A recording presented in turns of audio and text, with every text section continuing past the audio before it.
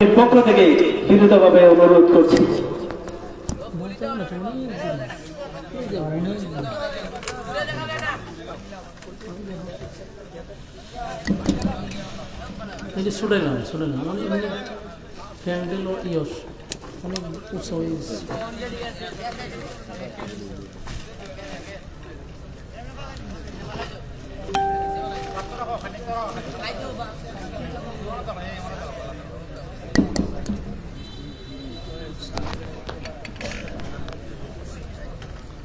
السلام عليكم ورحمة الله وبركاته.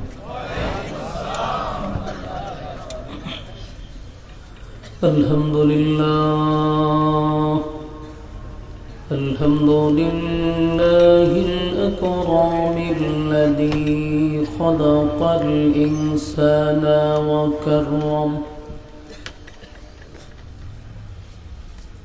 وعلمه من البيان ما لم يعلم فسبحان الذي لا يحصى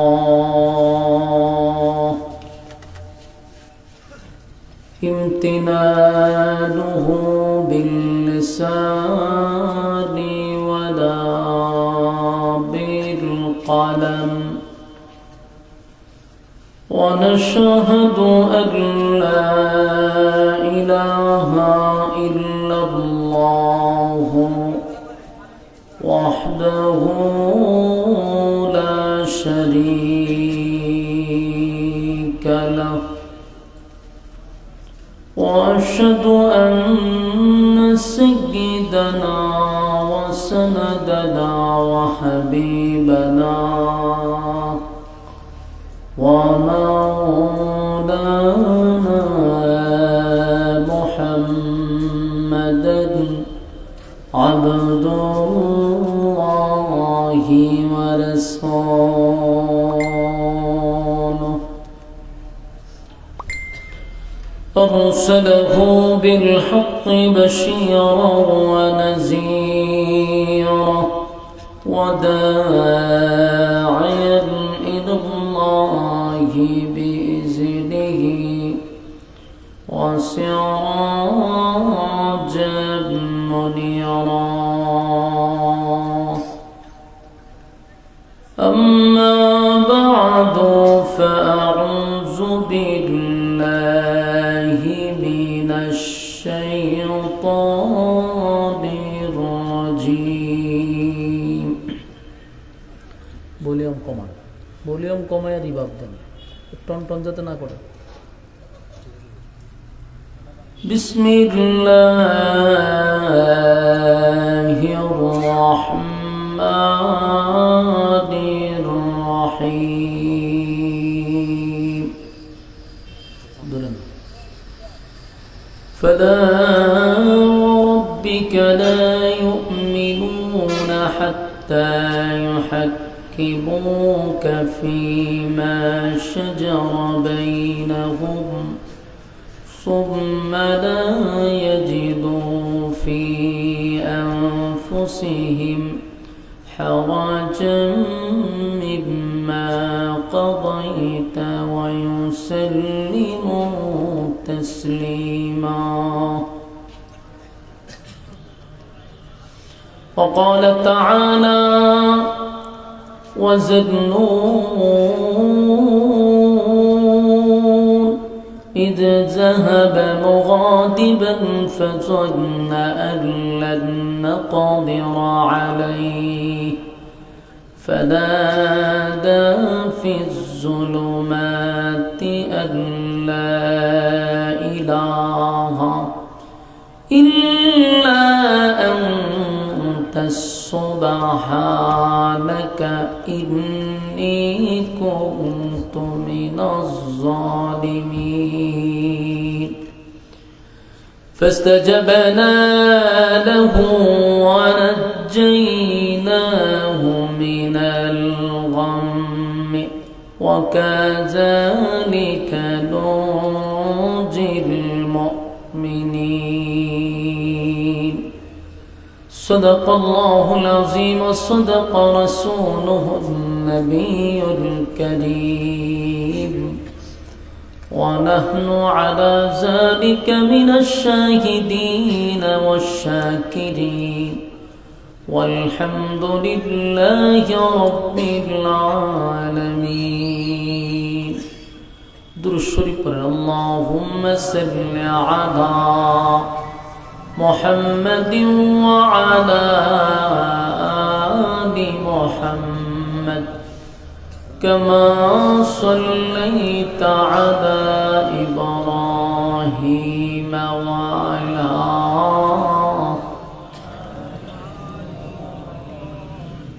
إنك حميد مجيد. اللهم بارك على محمد وعلى آل محمد كما باركت على إبراهيم وعلى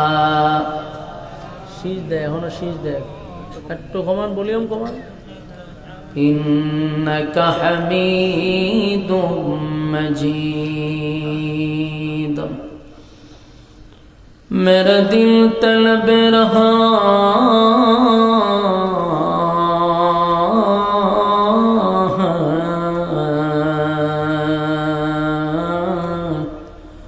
मेरे जलने रहा है सीना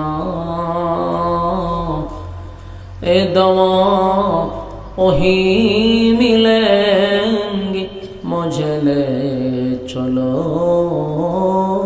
मदीना बलागल उला बिकमालिही कशफत तुजा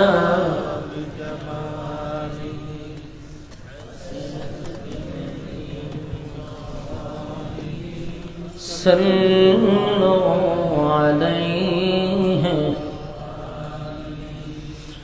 আলহামদুলিল্লাহ, আয়োজিত আজকের এই আলহেরা সমাজ কল্যাণ পরিষদের উদ্যোগে 12তম তাফসীরুল কোরআন মাহফিলের সম্মানিত আজকের সভাপতি জনাব হাজী মাসুম রেজা সাহেব আজকের মাহফিলে আলোচনা করেছেন এতক্ষণ হযরত মাওলানা হাফেজ সাব্বির আহমদ উসমানী সাহেব, হযরত মাওলানা হাফিজুর রহমান সাহেব সহ অতিথিবৃন্দ, মুআজ্জাজ মুকাররম হযরত উলামায়ে কেরাম, উপস্থিত নওজোয়ান তরুণ যুবক ভাইয়েরা, মাইকের আওয়াজ যতটুকু দূরে যাচ্ছে অবস্থানরত পর্দানিশী মা ও বোনেরা সকলকে আমার অন্তরস্থল থেকে জ্ঞাপন করছি মোবারক, শুকরিয়া আদায় করছি যে আল্লাহ রাব্বুল আলামিন দুনিয়ার সমস্ত ফিতনা ফাসাদ থেকে হেফাজত করে, হাজারো মানুষের মাঝখান থেকে যাচাই বাছাই করে নির্বাচিত করে পছন্দ করে ভালোবেসে দ্বীনি এক মজলিসে ওলামায়ে কেরামদের সোহবতে সুস্থতার সাথে আসার বসার তৌফিক দান করেছেন। এই জন্য আমরা শুকরিয়া আদায় করছি আলহামদুলিল্লাহ। লক্ষ কোটি দুরুদ এবং সালাম আল্লাহর সৃষ্টির প্রধান আকর্ষণ জনাবে মুহাম্মদুর রাসূলুল্লাহ সাল্লাল্লাহু আলাইহি ওয়াসাল্লামের উপর। আশেপাশে কোয়েল কোথায় আছে ভাই? কোয়েল, হ্যাঁ, ওইটা 1 মাইল দূর নিয়ে যান। এখানে কোনো কোয়েল ধরবে আমার পরে ধরেন, একবারে বন্ধ করেন, উঠাল বন্ধ করেন, কোনো দোয়া যাতে না আসতে পারে। আর আসেনি কোথাও, বন্ধ করে দেন, সাবধান।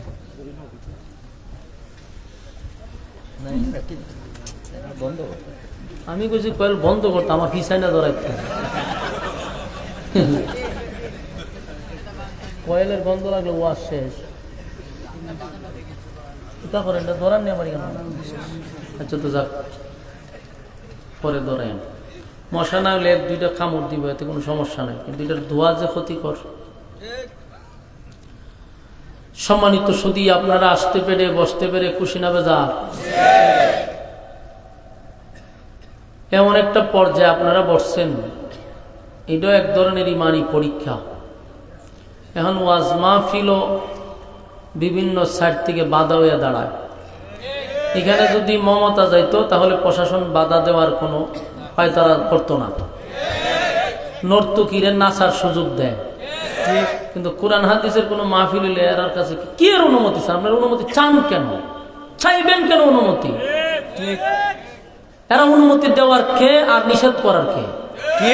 প্রশ্ন কে? তোরা কে? নিষেধ দেওয়ার কে আর তোরা বাধা দেওয়ার কে? কোরআন হাদিসের মাহফিল চলবে, কোনো অনুমতি নাই বলে পাল্লায়া বাং। ফাইজলামের একটা সীমা আছে। তো মমতা জানেন ওর দুলঙ্গ বেডি নাসান দেখবেন এরা খুব বাহবা দিব। এটা 5 আগস্টের পরে, এখন আগে না। কথা বুঝতেছেন?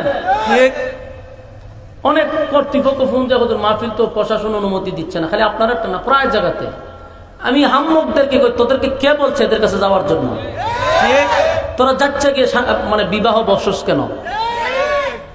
যাচ্ছে গিয়ে বিবাহ বসস কেন? এদেরকে জিগাইবার তোরা কে? কেন জিগাইবি? আল্লাহর জমিন, আল্লাহর কথা চলবে, এরা বাধা দেওয়ার কে?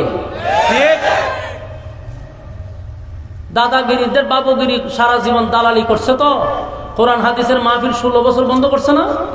এখনো চায় বন্ধ করতে। জায়গা মতো সাইজ করবেন। আর যদি প্রশাসন ছাড়া অন্য কেউ বাধা দেয়, এদেরকে লাল কার্ড দেখাবেন সময় মতো। সময় আসতেছে না? লাল কার্ড দেখাবেন, হলুদ কার্ড না। ফাইনাল কথা। এখানে কি কোনো রাজনীতিকে আলোচনা করলে প্যান্ডেল বানছেন? তো এখানে হবে কোরআন হাদিসের কথা। এখানে যারাই বাধা দিবে এরা ইসলামের দুশ্মন, স্পষ্ট কথা। এরা আল্লাহর দুশ্মন, নবীর দুশ্মন। এদের সাথে আমাদের কোনো সম্পর্ক নাই। এখানে কোরআনের কথা চলবে, সুতরাং বাধা দেওয়ার কি আছে? স্পষ্ট কথা। বাধা দিবে কেন? আপনারা প্যান্ডেল সাজাইছেন, রাত দিন অক্লান্ত পরিশ্রম করছেন। আমি কি আইছি আপনাদের কাছে কোনো দলের ভোট চাইবেন লেগে? আমি কোরআন থেকে কথা বলবো, তাহলে এখানে বাধা দিবে কেন? এখানে বাধা দেওয়ার মানে কোরআনের কথাকে তারা মানুষের কান পর্যন্ত পৌঁছাইতে চায় না। এটা ছিল আবু জাহেলের অভ্যাস, এটা ছিল আবু লাহাবের অভ্যাস। সেই অভ্যাসে যারা নিয়মিত প্র্যাকটিস করে সময় মতো লাল কার্ড দেখাবেন। আল্লাহ বুঝার মানার তৌফিক দান করুক, আমিন। সম্মানিত সুধী,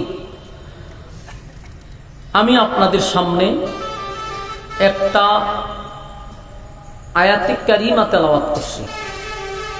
প্রসিদ্ধ, সুপরিচিত, সকলে এই আয়াতটুকু আমরা পড়ে থাকি মুসিবত আসলে। যখন কেউ মুসিবতে পড়ে যায় তখন এই আয়াতটুকু আমরা বেশি বেশি স্মরণ করি। যখন মুসিবত কেটে যায় তখন এই আয়াত আমাদের আর স্মরণ থাকে না। যেমন দেখবেন ঝড় তুফান আসলে, ঘূর্ণিঝড় আসলে তখন মানুষ এই দোয়াটা বেশি পড়ে। অথবা যাদের ঘর টিনের অথবা কোনো রকম পাকা ছাড়া, বাতাস আসলে যখন ঘর লড়ে তখন দেখবেন ঘরের পিলারের মধ্যে ধরে রাখে, লাইলেন তো সোনাতরা জলবেন, লাইলেন তো সোনাতরা জলাবেন, পড়তে পড়তে মুখ দিয়া ফানা তুলা ফেলায়।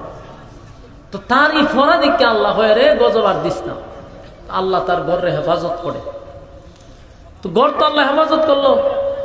বিকাল বেলায় এই ব্যক্তি দোকানে বসে চা খায় আর কয়, যদি ভালো কাঠ আর ভালো মিস্ত্রি না হইতো আজকে যে তুফান ছিল ঘর উড়াই নিয়ে যেত। চিন্তা করেন মানুষ কত অকৃতজ্ঞ। আল্লাহ তাআলা তার ঘরকে হেফাজত করলো তার দুয়ার বরকতে। আর সেই ব্যক্তি কয় ভালো মিস্ত্রি আর ভালো কাঠ থাকার কারণে ঘর টিকা আছে। এই হলো আমাদের খাসলত, ঠিক না? ঠিক।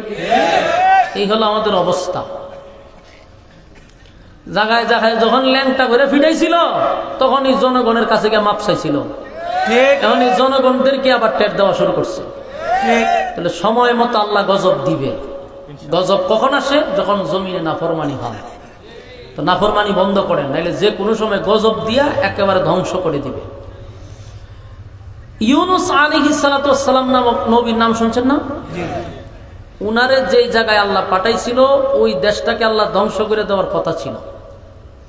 আর আমি যা এতটুকু পড়ছি, এই আয়াতের মধ্যে আল্লাহ রাব্বুল আলামিন একজন মাছওয়ালার ঘটনা বর্ণনা করছে। তুই মাছওয়ালা, ওনার নাম না উফাদি, বলুন ওনার নাম কি? উফাদি। যেমন ইউনুস আলাইহিস সালাতু ওয়াস সালাম উনি একজন নবী, আল্লাহর পয়গম্বর। তো এই নবীরে আল্লাহ উফাদি দিছে মাছওয়ালা। অথচ ইউনুস নবী কোনো মাছের ব্যবসাও করতো না, মাছের চাষও করতো না। মানুষ তো বাদাম বিক্রি করলে হয় বাদামওয়ালা, ডিম বিক্রি করলে হয় ডিমওয়ালা, ব্যান চালাইলে হয় ব্যানওয়ালা, সিএনজি চালাইলে হয় সিএনজিওয়ালা। কারণ সে যে যেটা করে তার এটা বলে ডাক দেয়। বক্তৃতা দেয় দিককে মানতে হয় বক্তা, ঠিক না? ঠিক। তো এখন ইউনুস নবী তো মূলত মাছের ব্যবসাও করলো না, মাছের চাষও করলো না। তো আল্লাহ ওনারে মাছওয়ালা বলল কেন? ওয়াজান্নুন এর অর্থ হলো মাছওয়ালা, সাহিবিল হুদ মাছওয়ালা। তো আল্লাহ ওনাকে মাছওয়ালা বইলা উফাদি দিছে। এই মনিটরে সাউন্ড কমান, আউটপুটের না মনিটরে হালকা কমান। তো দেখেন শুধু মনিটরে হালকা কমান, কমাইতে নিছে। মাছওয়ালা দিছে ওনার উফাদি। তো মাছওয়ালা যে বাড়ছে না কমছে? আমরা এখন কমছে, আমি দেখতেছি বাড়তেছে। মাছওয়ালা ওনার উফাদি। তো প্রশ্ন হলো ওনাকে মাছওয়ালা বলল কেন? অবশ্যই মাছের সাথে ওনার একটা গভীর সম্পর্ক আছে। এই গভীর সম্পর্কটুকু আমরা বুঝবো ইনশাআল্লাহ আলোচনার ধারাবাহিক, কিন্তু এই পর্যন্ত মনোযোগ থাকতে হবে। রাস্তাঘাটে দোকানপাটে যে সমস্ত বায়েরা বেহুদা সময় নষ্ট করতেছেন, আপনাদের কাছে বিনয়ের সাথে বলবো প্যান্ডেলে চলে আসুন। বেঁচে থাকলে রাস্তাঘাটে গল্প করার সুযোগ আছে, বেঁচে থাকলে আড্ডা মারার সুযোগ আছে, বেঁচে থাকলে কালকে মাহফিলে বসতে পারবেন। আজকে তুই বসতে পারলেন না, হইলে কত ঝামেলা, তো কালকে বলবেন কেমনে? তো বেঁচে থাকলেও কালকে মাহফিলে বসার কোনো সুযোগ নেই। কিন্তু আপনি যদি বাচ্চা থাকেন গল্প করতে পারবেন, বাচ্চা থাকলে আড্ডা মারতে পারবেন। তাই আমি বলছি যে সমস্ত যুবক ভাইয়েরা বেহুদা সময় নষ্ট করছেন, আর যারা দাঁড়ায় চিন্তা ভাবনা করতেছেন বসবেন কি বসবেন না, এদেরকেও বলছি বসে যান। কারণ শয়তান আপনাকে এখানে বসতে দিবে না, এটা নিশ্চিত।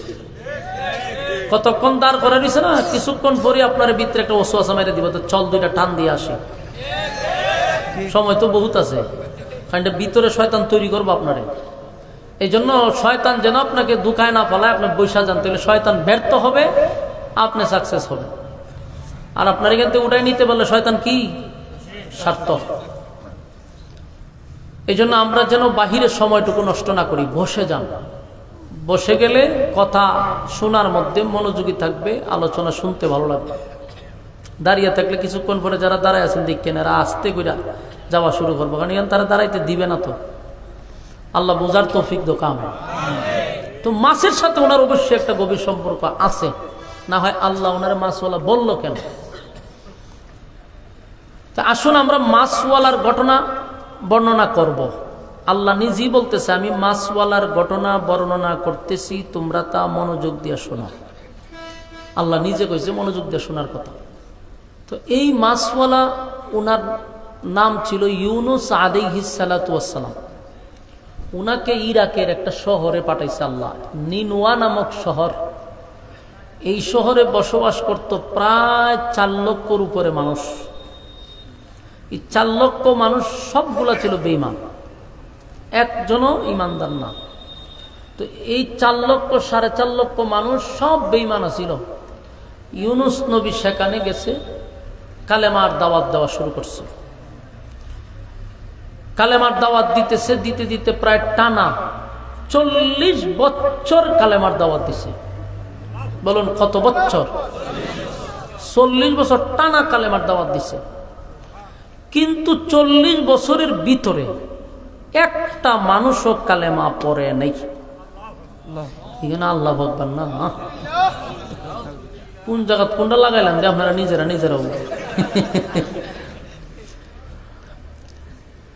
চিন্তা করে নিতে কত তেরা মানুষ ছিল, কত জঘন্য মানুষ ছিল, যে একজন আল্লাহর পয়গম্বর দাওয়াত দিছে 40 বছর, কিন্তু একটাও কালেমা পড়ল না। তাহলে বলুন তো দেখি এরা কি আদৌ ভালো মানুষ ছিল? শুধু দাওয়াত গ্রহণ করে নাই এতটুকুলে তো ভালোই আছে। এই 40 বছরের দাওয়াত তো গ্রহণ করেই নাই, উল্টা এরা মারধর করছে নবীরে, রক্তাক্ত করছে ইউনূস নবীরে, গালমন্দ করছে, পিছন দিয়ে ঢিল মারছে, মারছে। একদিকে কালেমা পড়লো না, অন্যদিকে নবীরে নির্যাতন করে গেছে বছরের পর বছর।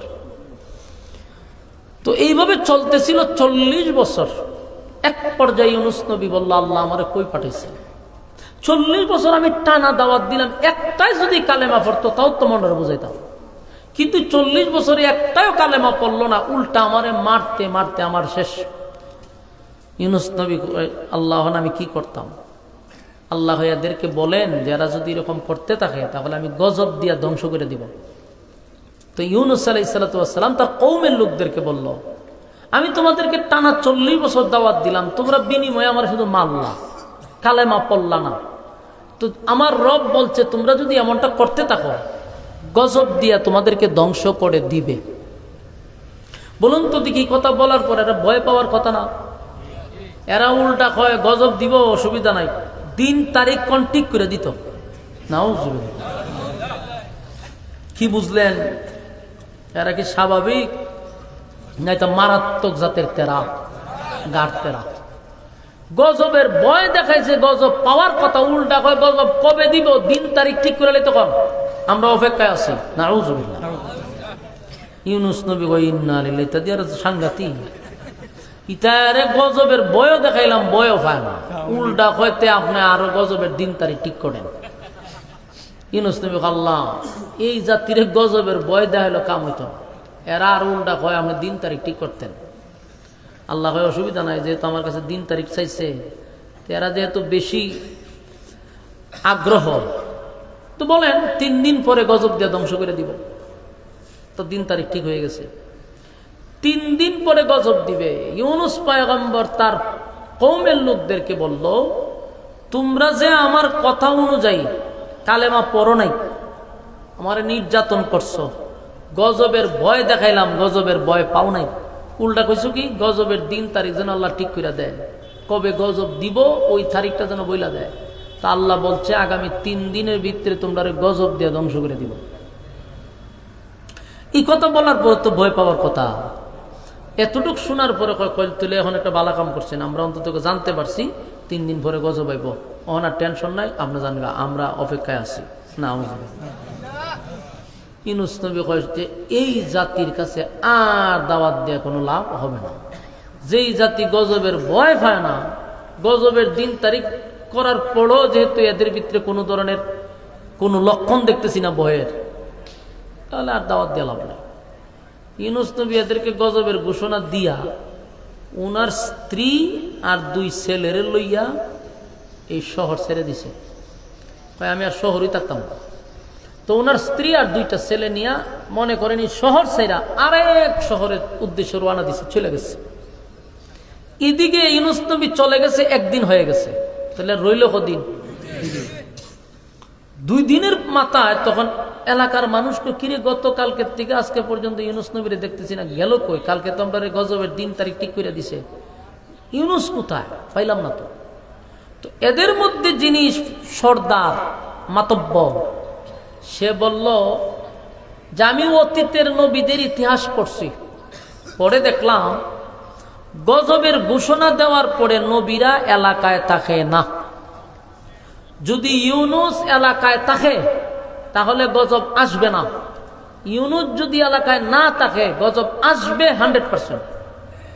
উনি কথা কইয়া তো এরার ভিতরে একটু লড়া মারছে যে তুইলে কি গজব আইব? ইউনূস নবী তো এলাকায় নাই। হয় তোমরা এখনো ভালো আছে, তাড়াতাড়ি ইউনূস কই আছে দেখো, যদি এলাকায় পাইলাও তাহলে নিশ্চিন্তা ঘুমাও, গজব আসবে না, আর যদি না পাও তাহলে বিপদ আছে।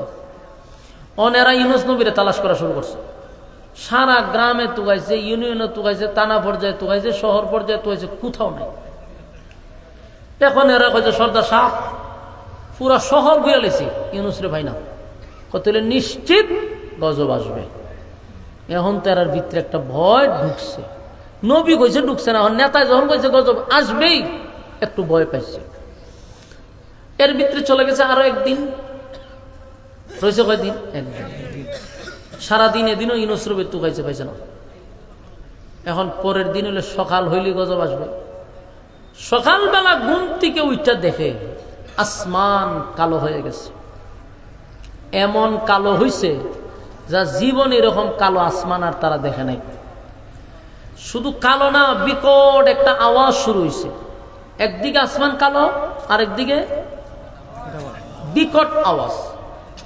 দুইটা মিলাই এরা বুঝতে পারছে যে সর্বনাশ, গজব আমরা চোখে দেখছি, গজব আমরা চোখে দেখছি, এখন যে কোনো সময় আমরা উপরে পড়তে পারে। এখন ভিতরে পুরা মাত্রায় ভয় ঢুকে গেছে। এখন হাই উতাস করতেছে আর দৌড়তেছে, হাই রে কি করলাম, হাই কি করলাম। 40টা বছর ইউনুস আমাদেরকে দাওয়াত দিল, কালেমার দাওয়াত, আমরা তার দাওয়াত গ্রহণ করলাম না, উল্টা তারে রক্তাক্ত করলাম, উল্টা তারে গালমন্দ করলাম, তার কথাই আমরা কানে নিলাম না। আজকে তার কথাই সঠিক, আসমান কালো, ভয়ঙ্কর আওয়াজ, আমাদের উপরে কিছুক্ষণের ভিতরেই গজব আসবে, আমাদেরকে ধ্বংস করে দিবে। কথা কি বুঝতেছে? এখন কান্দে। আল্লাহ রাব্বুল আলামিন বলেন, ইউনুস আলাইহিস সালাতু ওয়াস সালামের গোত্র যারা ছিল সবাই এখন খোলা মাঠের নিচে চলে আসছে। খোলা মাঠের নিচে আইসা কান্না শুরু করছে, কান্না শুরু করছে, আর বলতেছিল হায় আফসোস, হায় আফসোস। ইউনুস যদি থাকতো এখন, তাহলে তো আমরা তার কাছে যেতাম। কিন্তু আশ্চর্যের বিষয় হলো, ইউনুসকে আমরা গ্রামে তালাশ করলাম, শহরে বন্দরে সব জায়গায় তালাশ করলাম, কিন্তু কোথাও তো ইউনুস নবীরে পাইলাম না। 40টা বছরের ভিতরে ইউনুস আমাদেরকে ছেড়ে কোথাও যায় না গো। এত রক্তাক্ত করলাম, এত মারধর করলাম, তার নিয়ে টিটকারি মস্কারি করলাম, হাসি তামসা করলাম, কোনদিন আমাদেরকে ছেড়ে যায় নাই। আজকে গতকাল 3 দিন আগে আমাদেরকে গজবের ঘোষণা দিয়ে ইউনুস নবী এলাকায় নাই। তার মানে কি ঘটে গেল? ইউনুস পয়গম্বর, আল্লাহর একজন পাঠানো পয়গম্বর, চিনাতে কোনো সন্দেহ নেই। উনি যে আল্লাহর পয়গম্বর, কোনো সন্দেহ ছিল না। আমরা বুঝতে পারি নাই, আমরা চিনতে পারি নাই ওনাকে। এতটা বছর আমরা মারধর করছি, টিটকারি মস্কারি করছি, অথচ আল্লাহর পক্ষ থেকে নির্বাচিত করে একজন নবী আমাদের কাছে পাঠাইছিল। আমরা কেউ তার কথা শুনলাম না, বুঝলাম না, মানলাম না। এখন কি হয়ে যাবে? কান্নার রোল পড়ে গেছে। এত কান্না, এত কান্না, গোটা নিনুয়া নামক শহরের মানুষ কান্না শুরু করছে। কান্না বইল ভাই, এখানে কারা, এখানে কারা, এরা চিল্লাচিল্লিটা কারা করতেছে? হ্যাঁ, এরা জিগান যে ওয়াজ আমি করতাম না, এরা করবো এখন। ইউনুস আলাইহিস সালাতু ওয়াস সালাম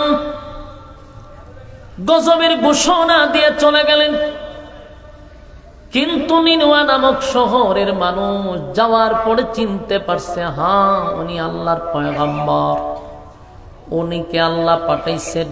কিন্তু আমরা কত বড় জাহেল, আমরা ওনাকে মারধর করলাম, কথা শুনলাম না। গোটা নিনুয়া নামক শহরের মানুষ কুলা আকাশের নিচে আইসা কান্না শুরু করছে, কাঁদতেছে আর কয়, আল্লাহ আমরা এখন কার কাছে ক্ষমা চাইব? আপনার কাছে ক্ষমা চাইতাম, যদি ইউনুস থাকতো ইউনুসের কাছে মাপ চাইয়া ওনার হাতে কালেমা পড়ে আপনার কাছে ক্ষমা চেয়ে নিতাম। এখন আমরা একা হয়ে গেছি, আমাদের নবী আমাদের কাছে নাই। নিনুয়া নামক শহরের যিনি নেতা ছিল, উনি ডাক দেয়া হয়ে, আমার গোষ্ঠীর লোকেরা, আমার শহরের লোকেরা শোনো, ইউনুসকে এখন তালাশ করে কোনো লাভ নাই গো। যদি ইউনুসকে এখন তালাশ করতে থাকো, তাহলে অন্যদিকে গজব দিয়া আমাদেরকে ধ্বংস করে দিবে, কারণ অলরেডি গজব আমাদের চোখে আমরা দেখে ফেলছি। যে কোনো সময় গজব আসবে। বিকট থেকে বিকট আওয়াজ, আওয়াজ একদিকে ভয়ানক, অন্যদিকে হলো আকাশটা কালো হয়ে গেছে। নিনোয়া নামক শহরের যিনি নেতা, সে ডাক দেয়া হয়, ইউনুস রে আর তালাশ করে কোনো লাভ নাই। ইউনুসকে তালাশ করতে করতে আমরা গজব দিয়া মালিক ধ্বংস করে দিবে। তাই উচিত ইউনুসের রবের কাছে আমাদের ঈমান আনা। সুবহানাল্লাহ। আমরা সবাই ইউনুসের রবের উপরে ঈমান আনবো, একত্ববাদী খোদার উপরে ঈমান আনবো। আর অতীতের সব নাফরমানির জন্য আমরা ক্ষমা চাইব, অতীতের সব অপকর্মের জন্য আমরা ক্ষমা চাইব। যেহেতু নবী নাই, যদি নবী থাকতো গো, আমরা তার হাতে ধরে কালেমা পড়ে ঈমান আনতাম। নাই, ইউনুস নবী যেহেতু নাই, আমরা নিজেরাই কালেমা পড়ব। নিনোয়া নামক শহরের সব মানুষগুলি একত্রিত হইয়া সাথে সাথে কালেমা পইরা এক আল্লাহর উপরে ঈমান আনছে। ঈমান আনার সাথে সাথে সেজদায় পড়ে কান্না শুরু করছে, মালিক অন্যায় করছি, অপরাধ করছি, বুঝতে পারি নাই আপনার নবীর উপরে আমরা নির্যাতন করছি। আল্লাহ নিজে খাইয়া প্রতিদিন আমাদের মধ্যে কালেমার দাওয়াত দিত গো। কত মার মারছি, কত গাল মন্দ করছি, কোনদিন আমাদেরকে প্রতিবাদ করে নাই, আমাদের প্রতি চোখ রাঙায়া কোনদিন তাকায় নাই। এই আল্লাহর পাঠানো পয়গম্বরের উপর আমরা যে পরিমাণ বেয়াদবি করছি, আল্লাহ আপনার কাছে মাপ চাই, পানা চাই। আমরা বুঝতে পারি নাই, চিনতে পারি নাই, আমরা আমাদের নবীকে নির্যাতন করছি। আল্লাহ আমরা সব গুনার উপরে লজ্জিত, তাম জিন্দগি রূপ গুনার উপরে আমরা মাপ চাই, আমাদেরকে আপনি ক্ষমা করে দেন, আমরা আপনার উপরে ঈমান আনছি। এইভাবে যখন তারা সেজদায় পড়িয়া কান্না শুরু করছে, কানতে কানতে তারা বেহুশ হয়ে গেছে। আল্লাহ আমাদেরকে মাফ করে দেন, আমাদেরকে মাফ করে দেন, আর জীবনে কোনোদিন এমন গুনাহ আমাদের দ্বারায় হবে না। আমরা অতীতের গুনার উপরে লজ্জিত। যখন এইভাবে আল্লাহর দরবারে মাপ চাওয়া শুরু করছে, আল্লাহ রাব্বুল আলামিন বলেন, জিবরাইল আমি তো গজব পাঠাইছিলাম নাফরমানদেরকে ধ্বংস করে দেওয়ার জন্য। এই জমিনে, আমার জমিনে তাইকে আমার নাফরমানি করবে, তাই নাফরমানদেরকে ধ্বংস করার জন্য আমি গজব পাঠাইছিলাম। কিন্তু আমার বান্দাগুলি আমার উপরে ঈমান আনছে রে, আর তাদের অতীতের গুনার উপরে তারা লজ্জিত হয়ে গেছে। আমি আল্লাহর রহমতের মধ্যে জুস উঠে গেছে, তাই আমি আল্লাহ তাদের পিছনের সব গুনাহগুলি মাফ করে দিছি। চিৎকার দিয়া কোন সুবহানাল্লাহ। একটা জবান বন্ধ রাখবে না, বলুন আল্লাহু আকবার। আরো জোরে কোন আল্লাহু আকবার। এই ঈমানের আওয়াজ দিয়া বলুন আল্লাহু আকবার। আমার মালিকের কত মায়া, এত বড় নাফরমানদের একটা বিশাল গোষ্ঠীকে আমার আল্লাহ মাফ করে দিল, মাফ করে দিল। যারা নিজেদের নবীর উপরে নির্যাতন করছে, এই যারা নিজেদের নবীর উপরে নির্যাতন করছে গো, যারা নবীদেরকে মারছে, গাল দিছে, রক্তাক্ত করছে, টিটকারি মস্কারি করছে, এমন এত নাফরমানীদেরকে গুনার উপরে তওবা করার কারণে, আল্লাহর কাছে মাপ চাওয়ার কারণে, চোখের পানি ছেড়ে দেওয়ার কারণে আল্লাহ কয়, আমি আমার বান্দাদের সব গুনাহ মাফ করে দিছি রে জিবরাইল। এখন যে গজব পাঠাইছিলাম নাফরমানদেরকে ধ্বংস করার জন্য, এখন তো আর নিনোয়া নামক শহরে কোনো নাফরমান নাই। আমি আল্লাহ যে তাদেরকে মাফ করে দিছি, তাই আমি আমার নিষ্পাপ বান্দাদের উপরে আমি গজব দিতে পারি না, গজব দিয়া ধ্বংস করতে পারি না। ওই দিকে নিনোয়া নামক শহরের মানুষ তারা তওবা করতে আসার পর, আল্লাহ অন্যায় করছি, অপরাধ করছি, মাফ করে দেন, মাফ করে দেন। যুবক ভাইরা, ঠিক তেমনি ভাবে নিনোয়া নামক শহরের মানুষ যদি এত বড় গুনাহ করার পরও আমার আল্লাহ মাফ করে দেয়, বলুন তো দেখি আমরা তো তাদের মতো এতটা নাফরমানি করি নাই, যদিও আমরা গুনাহ করি, কিন্তু আমরা এদের মতো অন্যায় করি নাই। আল্লাহ এত বড় জালেমদেরকেও মাফ করে নিষ্পাপ বানায়া দিছে।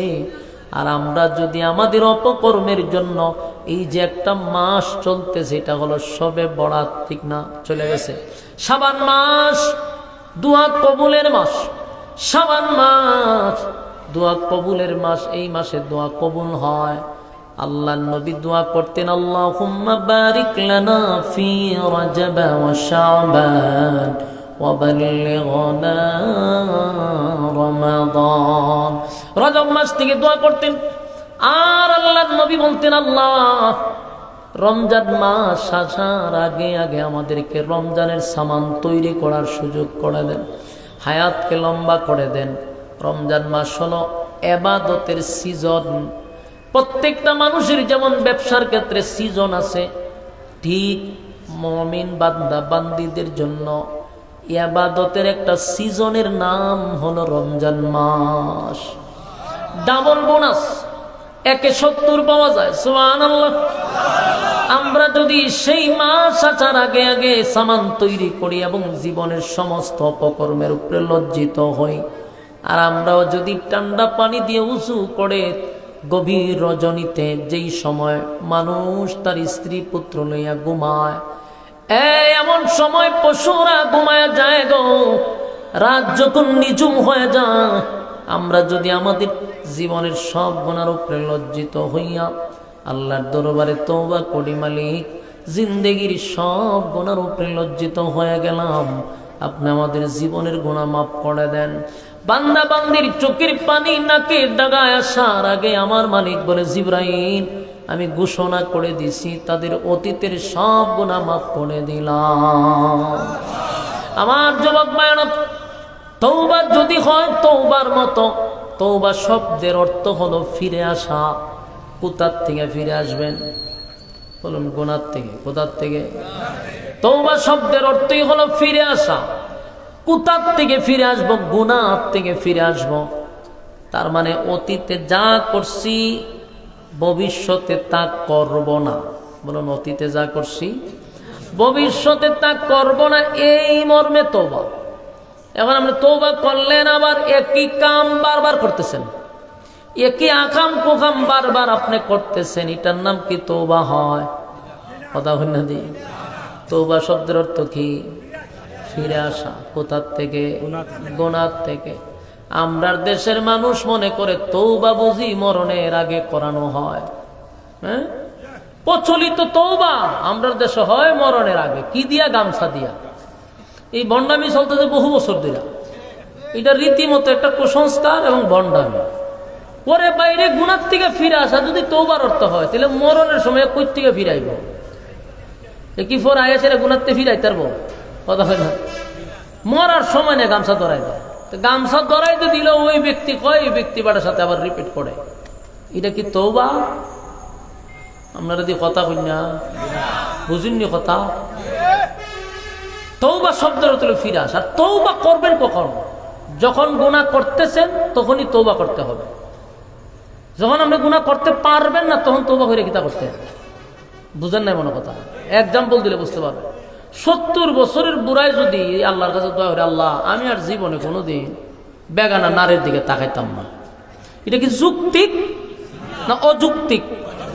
কেমনে অযৌক্তিক? কারণ এই বুড়া বেড়া এখন যদি বেগানা নারীর দিকে তাকাইতো, কিতা হইলতে? চাইলে কি হইব? আর কিছু হইব? মাইয়া কি কোনো মাইন্ড করবো? চাইয়া থাকলে মাইয়া জিগাইব, দাদা কিতা কব? ঠিক না বে ঠিক? মানে আমি আপনি যদি চাইয়া থাকি, তো মাইয়া কইব জুতাটা দেখছত নি? দুই শব্দ কি এক? কথা হয় না। দুই শব্দ কি এক? এই 70 বছরের বেড়া যদি যুবতী মাইয়ার দিকে তাকায়, তো মাইয়া কইব দাদা কিচ্ছু বলবেন? আর আমাদের বয়সের ফুলাফান যদি চাইয়া থাকে, কইব দেখছত নি জুতাটি? দুই শব্দ কি এক হয়েছে নি? এখন এই বুড়া বেড়া যদি কার জীবনে চাইতাম না, এটা তো আল্লাহর সাথে ফাইজলামি। এটা আল্লাহর সাথে ফাইজলামি না? তুই যে কইলি চাইতি না, তুই চাইয়া থাকলে কি তুইছে? অন্তত টেম্পার না, তুই ছায়া থাক। যেই সময় তোর ছাওয়ার কথা ছিল না, জনমের মতো চাইছস। তে এখন 70 বছর আয়া কস করে বলে আল্লাহ আর এটা করতাম না, এটা ফাইজলামি, এটা তওবা না। ওই বুড়া বেড়া তওবা করে, কার জীবনে মানুষের উপর জুলুম করতাম না, আর সুদ খাইতাম না, মানুষের উপরে জুলুম করতাম না, আরেকজনের জায়গা দখল টল করতাম না, আল্লাহ যা করছি মাফ করে দিন। তো এটা 80টা জায়গা। অহন বেড়া কি গিয়া কারোর উপরে জুলুম করতে পারবো? সর দাদি 3 হাত দুনিয়া ফেলা দিব। তো তুই কেমনে জুলুমটা করবি? ফাটতে না, অহন কস করতাম না। যে সময় ফাটছ তুই সময় জনমের করা করছস, ঠিক না? ঠিক, জনমের করা করছে, অহন তো করতে পারবে না। তো এটার নাম তৌবা না ভাই, এটা একটা ফাইজলামি। তৌবা হবে যৌবন কালে। বলুন তৌবা হবে কোন কালে? যৌবন কালে তৌবা করতে হবে, বুড়া কালে না। বুড়া কালে যতটা তৌবা করবেন ততটা মিথ্যা কথা বলতেছেন। আর বুড়া কালে তৌবা হলে শয়তানও ডান্স লোপাগলো ডান্স করে। শয়তানে তার তৌবা থেকে আরো ডিজে গানের আয়োজন করে, তাহিরি ডিজে লাগাই দেয় যে না তুই কইতে থাক আমরা নাচতে থাকি, ঠিক না? ওমা থেকে নাচতো না কিভাবে? হেতে দোয়া করে আর সব অপরাধের কথা স্বীকার করে আল্লাহর জীবনে যেন আমি বিচার তো করতামই না, মদ খাইতাম না, এরপরে মানুষের উপর জুলুমও করতাম না, মানুষের বাড়িতে জায়গায় জোর করে টেকাও আনতাম, মানুষের জায়গাতে দখল করে নিতাম, মানুষের মিথ্যা মামলা দিতাম, মানুষের দইরা বাড়িতে রাখতে দিতাম না, এর বাড়িতে বাড়ি করে হের জায়গা দখল করতাম, হের হারা জীবন জেলখানাতে রাখতাম, ইতার হন করতাম না। তখন কইছেন এর বয়সটা আছে নিডি করার, তখন যা কইছে থেকে একটু সত্য হয়েছে না? সব বাটপারি। তো বাটপারি আপনি দুনিয়াতে করলেন, আল্লাহর সাথে কি বাটপারি চলেনি? তা আল্লাহ বুঝেন আপনার যে বাটপার কথা কই না দিই, আল্লাহ বুঝেনি যে আল্লাহ আসলে বাটপার। তুই বাটপার না হইলে তুই এখন করতে পারবি না, এখন কস কেন যে করবো না? পারলে না করতে, এগুলো অযৌক্তিক। আর একটা যুবক 30 বছর 35 বছরের যদি একটা লোক বলে যে আল্লাহ আমি আর মানুষের উপর জুলুম করব না, তার মানে শরীরে শক্তি আছে, চাইলে করতে পারবে, কিন্তু একই করব না, তাহলে আপনি আল্লাহর ভয়ে করতেছেন না, এটা যৌক্তিক। আপনি পারতেনই না জুলুম করতেন, আপনি এখন আমি আর করতাম না, এটা ফাজলামি। এই জন্য তওবা শব্দের অর্থ যেহেতু ফিরে আসা, ফিরব কোথার থেকে? গুনার থেকে। এই দেন যার ওয়াজ করিতে একটা একটা হালি উঠে বর করে লইছে শয়তানে। হ্যাঁ, বর কইরা লাই, মাঝে মধ্যে বর করে, কারণ শয়তান ফ্যান্ডেলও বসতে পারে না। শয়তান ভয় কই ফ্যান্ডেলের বাইরে দাঁড়ায় থাকে, যখন কেউ যায় ফ্যান্ডেলের বাইরে এর উপরে বর করে লাই। এতগুলা মানুষের শয়তান এটি যাইতকু, এটি তো ফ্যান্ডেলের বাইরে। তা আমরা গারো এখন শয়তান নাই, কারণ নাজালাত আলাইহিমুস সাকিনা, দিনী মজলিসে রহমত নাজিল হয়। বলেন দিনী মজলিসে কি নাজিল হয়? ঠিক না? শয়তান থাকে না। তো শয়তান দিয়ে আমরা গাড়ের গেছে কো প্যান্ডেলের বাইরে। তো যারা প্যান্ডেলের বাইরে যারা রফিকে বর করে, আর এখান থেকে যারা উঠে বুঝবেন ও গান থেকে হেরে বর করে লিছে, এই জন্য উড়াউড়ি করে না শেষ করে লিতেছি না, বিরক্ত হইতেছে।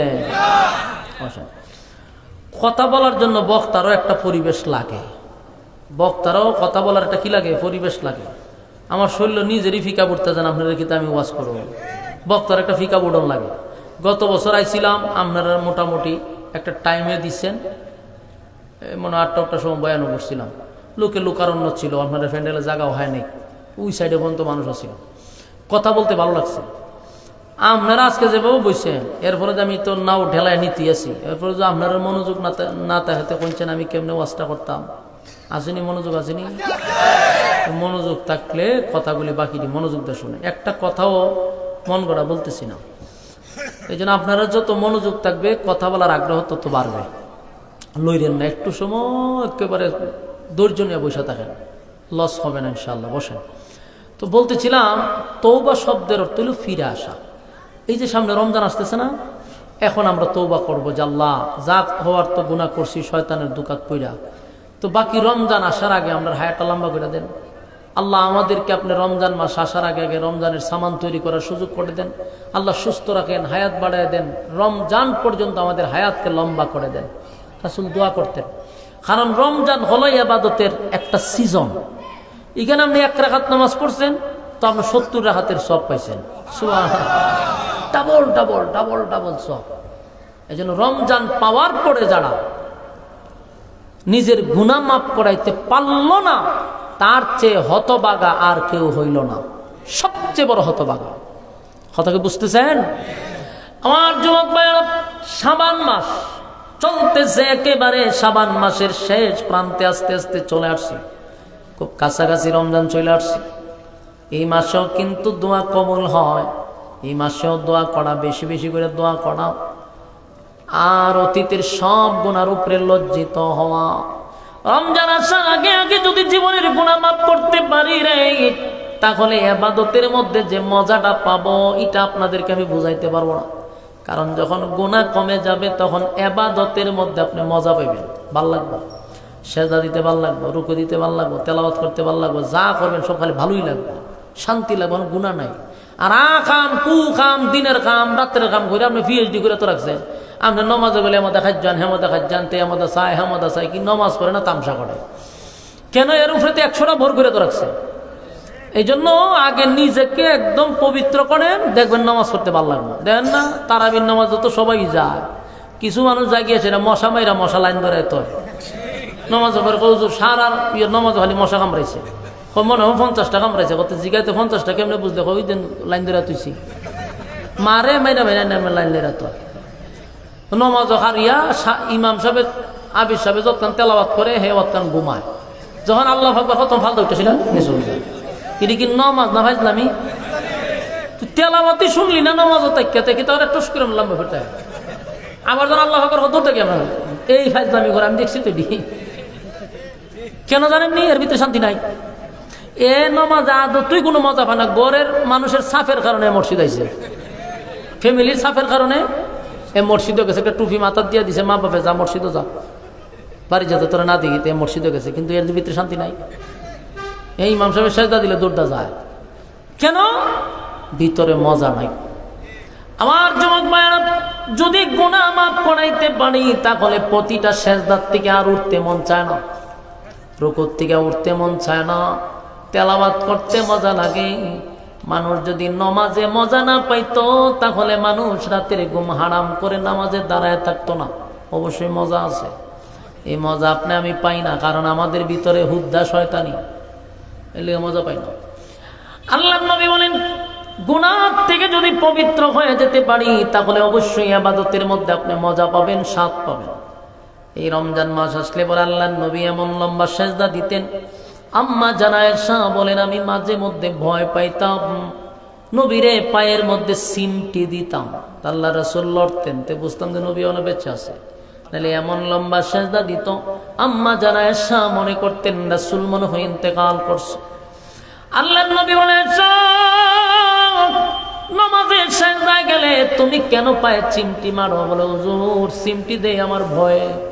আপনি যে লম্বা সেজদা দেন আমি মনে করছি আর জীবনের সেজদা দিয়া দিছেন। আল্লাহর নবী বলেন আয়েশা গো তুমি কি জানো এখন কোন মাস চলতেছে? বলে হুজুর জানি। কোন মাস? বলে শাবান মাস। বলে শাবান মাসে যদি গুনাহ মাফ না করাইতে পারে আমার উম্মতেরা তাহলে রমজানের ইবাদতের মধ্যে কোনো স্বাদ পাবে না। আমার যুবক ভাইরা, ইবাদতের সিজনের মাস আসতেছে, আমরা তো আর ইউনুস নবীর উম্মতের মতো গুনাহ করছি না, কিন্তু তারা এত বড় গুনাহগার হওয়ার পরেও তওবার বদলতে আমার আল্লাহ ঘোষণা দিছে গজব প্রাপ্ত আসামিকে আল্লাহ গজব দেয় নাই। গজব দিছে না তো? এর পরে ছায়া দেখে আকাশ পরিষ্কার, আওয়াজ বন্ধ হয়ে গেছে। তার মানে এদের অপকর্ম আল্লাহ মাফ করে দিছে, এদের ঈমান আল্লাহ গ্রহণ করছে। সুবহানাল্লাহ। এখন তো এরা খুশিতে নাচতেছে, দেখো আকাশ পরিষ্কার, বিকট আওয়াজ বন্ধ, শুকরিয়া আদায় করতেছে, সেজদা দিতেছে, কিন্তু গজব আসে নাই। তো গজব যে আসে নাই এই বিষয়টা তার ইউনুস নবী জানে না। না জানে? জানে না, কারণ ইউনুস নবী শহর ছেড়ে আরেক শহরে চলে গেছে, উনি গজবের ঘোষণা দিয়া গেছে, কিন্তু গজব যে দিল না এই ব্যাপারে তো ইউনুস নবী জানে না। কারণ ইউনুস নবী জানবো কিভাবে? আল্লাহ তো জানায় নাই, না গায়েব জানতো? তো ইউনুস নবী জানতো না, এই কারণে আল্লাহ জানায় নাই, ওহির মাধ্যমে এখন পর্যন্ত নাকি এই বিষয়গুলো অবগত করে নাই, তাই নবী জানতেন না। ইউনুস নবী তো মনে করছে এতক্ষণে মনে হয় শহর শেষ, সব ধ্বংস করে দিছে। 2 দিন গেল, 3 দিন গেল, 3 দিন পরে এই নিনওয়া নামক শহর থেকে একজন লোক গেছে। ইউনুস নবী যেই শহরে বসবাস করতেছে ওই শহরে একজন লোক গেছে, এমনি গেছে। ইউনুস নবী লোকটার দিকে চিনতে পারছে যেটা ওই শহরের মানুষ। উনি মুখ দেখে ওই লোকের কাছে গিয়ে বলল আপনি কোথার থেকে আসছেন? কয় নিনওয়া নামক শহর থেকে। কবে আসছেন? গতকালকে রওনা দিয়েছিলাম, আজকে পড়ছি। গজব দিয়া নাই, দেশ ধ্বংস হয়ে যাওয়ার কথা। এই দেশ কি এখনো আসছে? আগের মতই আছে? বলে হ, আগের মতই আছে, সব ঠিকঠাক আছে। এই লোকের আর ঘটনা বাইঙ্গা বলে নাই যে আমরা ইমান আনছি, নবী বলছিল গজব আসবে, আমরা ইমান আনার কারণে আল্লাহ গজব দেয় না। এই কথা পুরাটা ভাঙে নাই, খালি বলছে দেশ আগের মতো আছে, কোনো সমস্যা নাই। আর ইউনুস নবীও তাকে এত প্রশ্ন করে আস্তে করে চলে গেছে। ইউনুস নবী গিয়া চিন্তা করলো যে সর্বনাশ, যেই জাতিরে দাওয়াত দিলাম 40 বছর, দাওয়াত গ্রহণ করলো না, উল্টা আমার মারধর করলো 40 বছর। গজবের ভয় দেখাইলাম, গজবের ভয় পাইল না।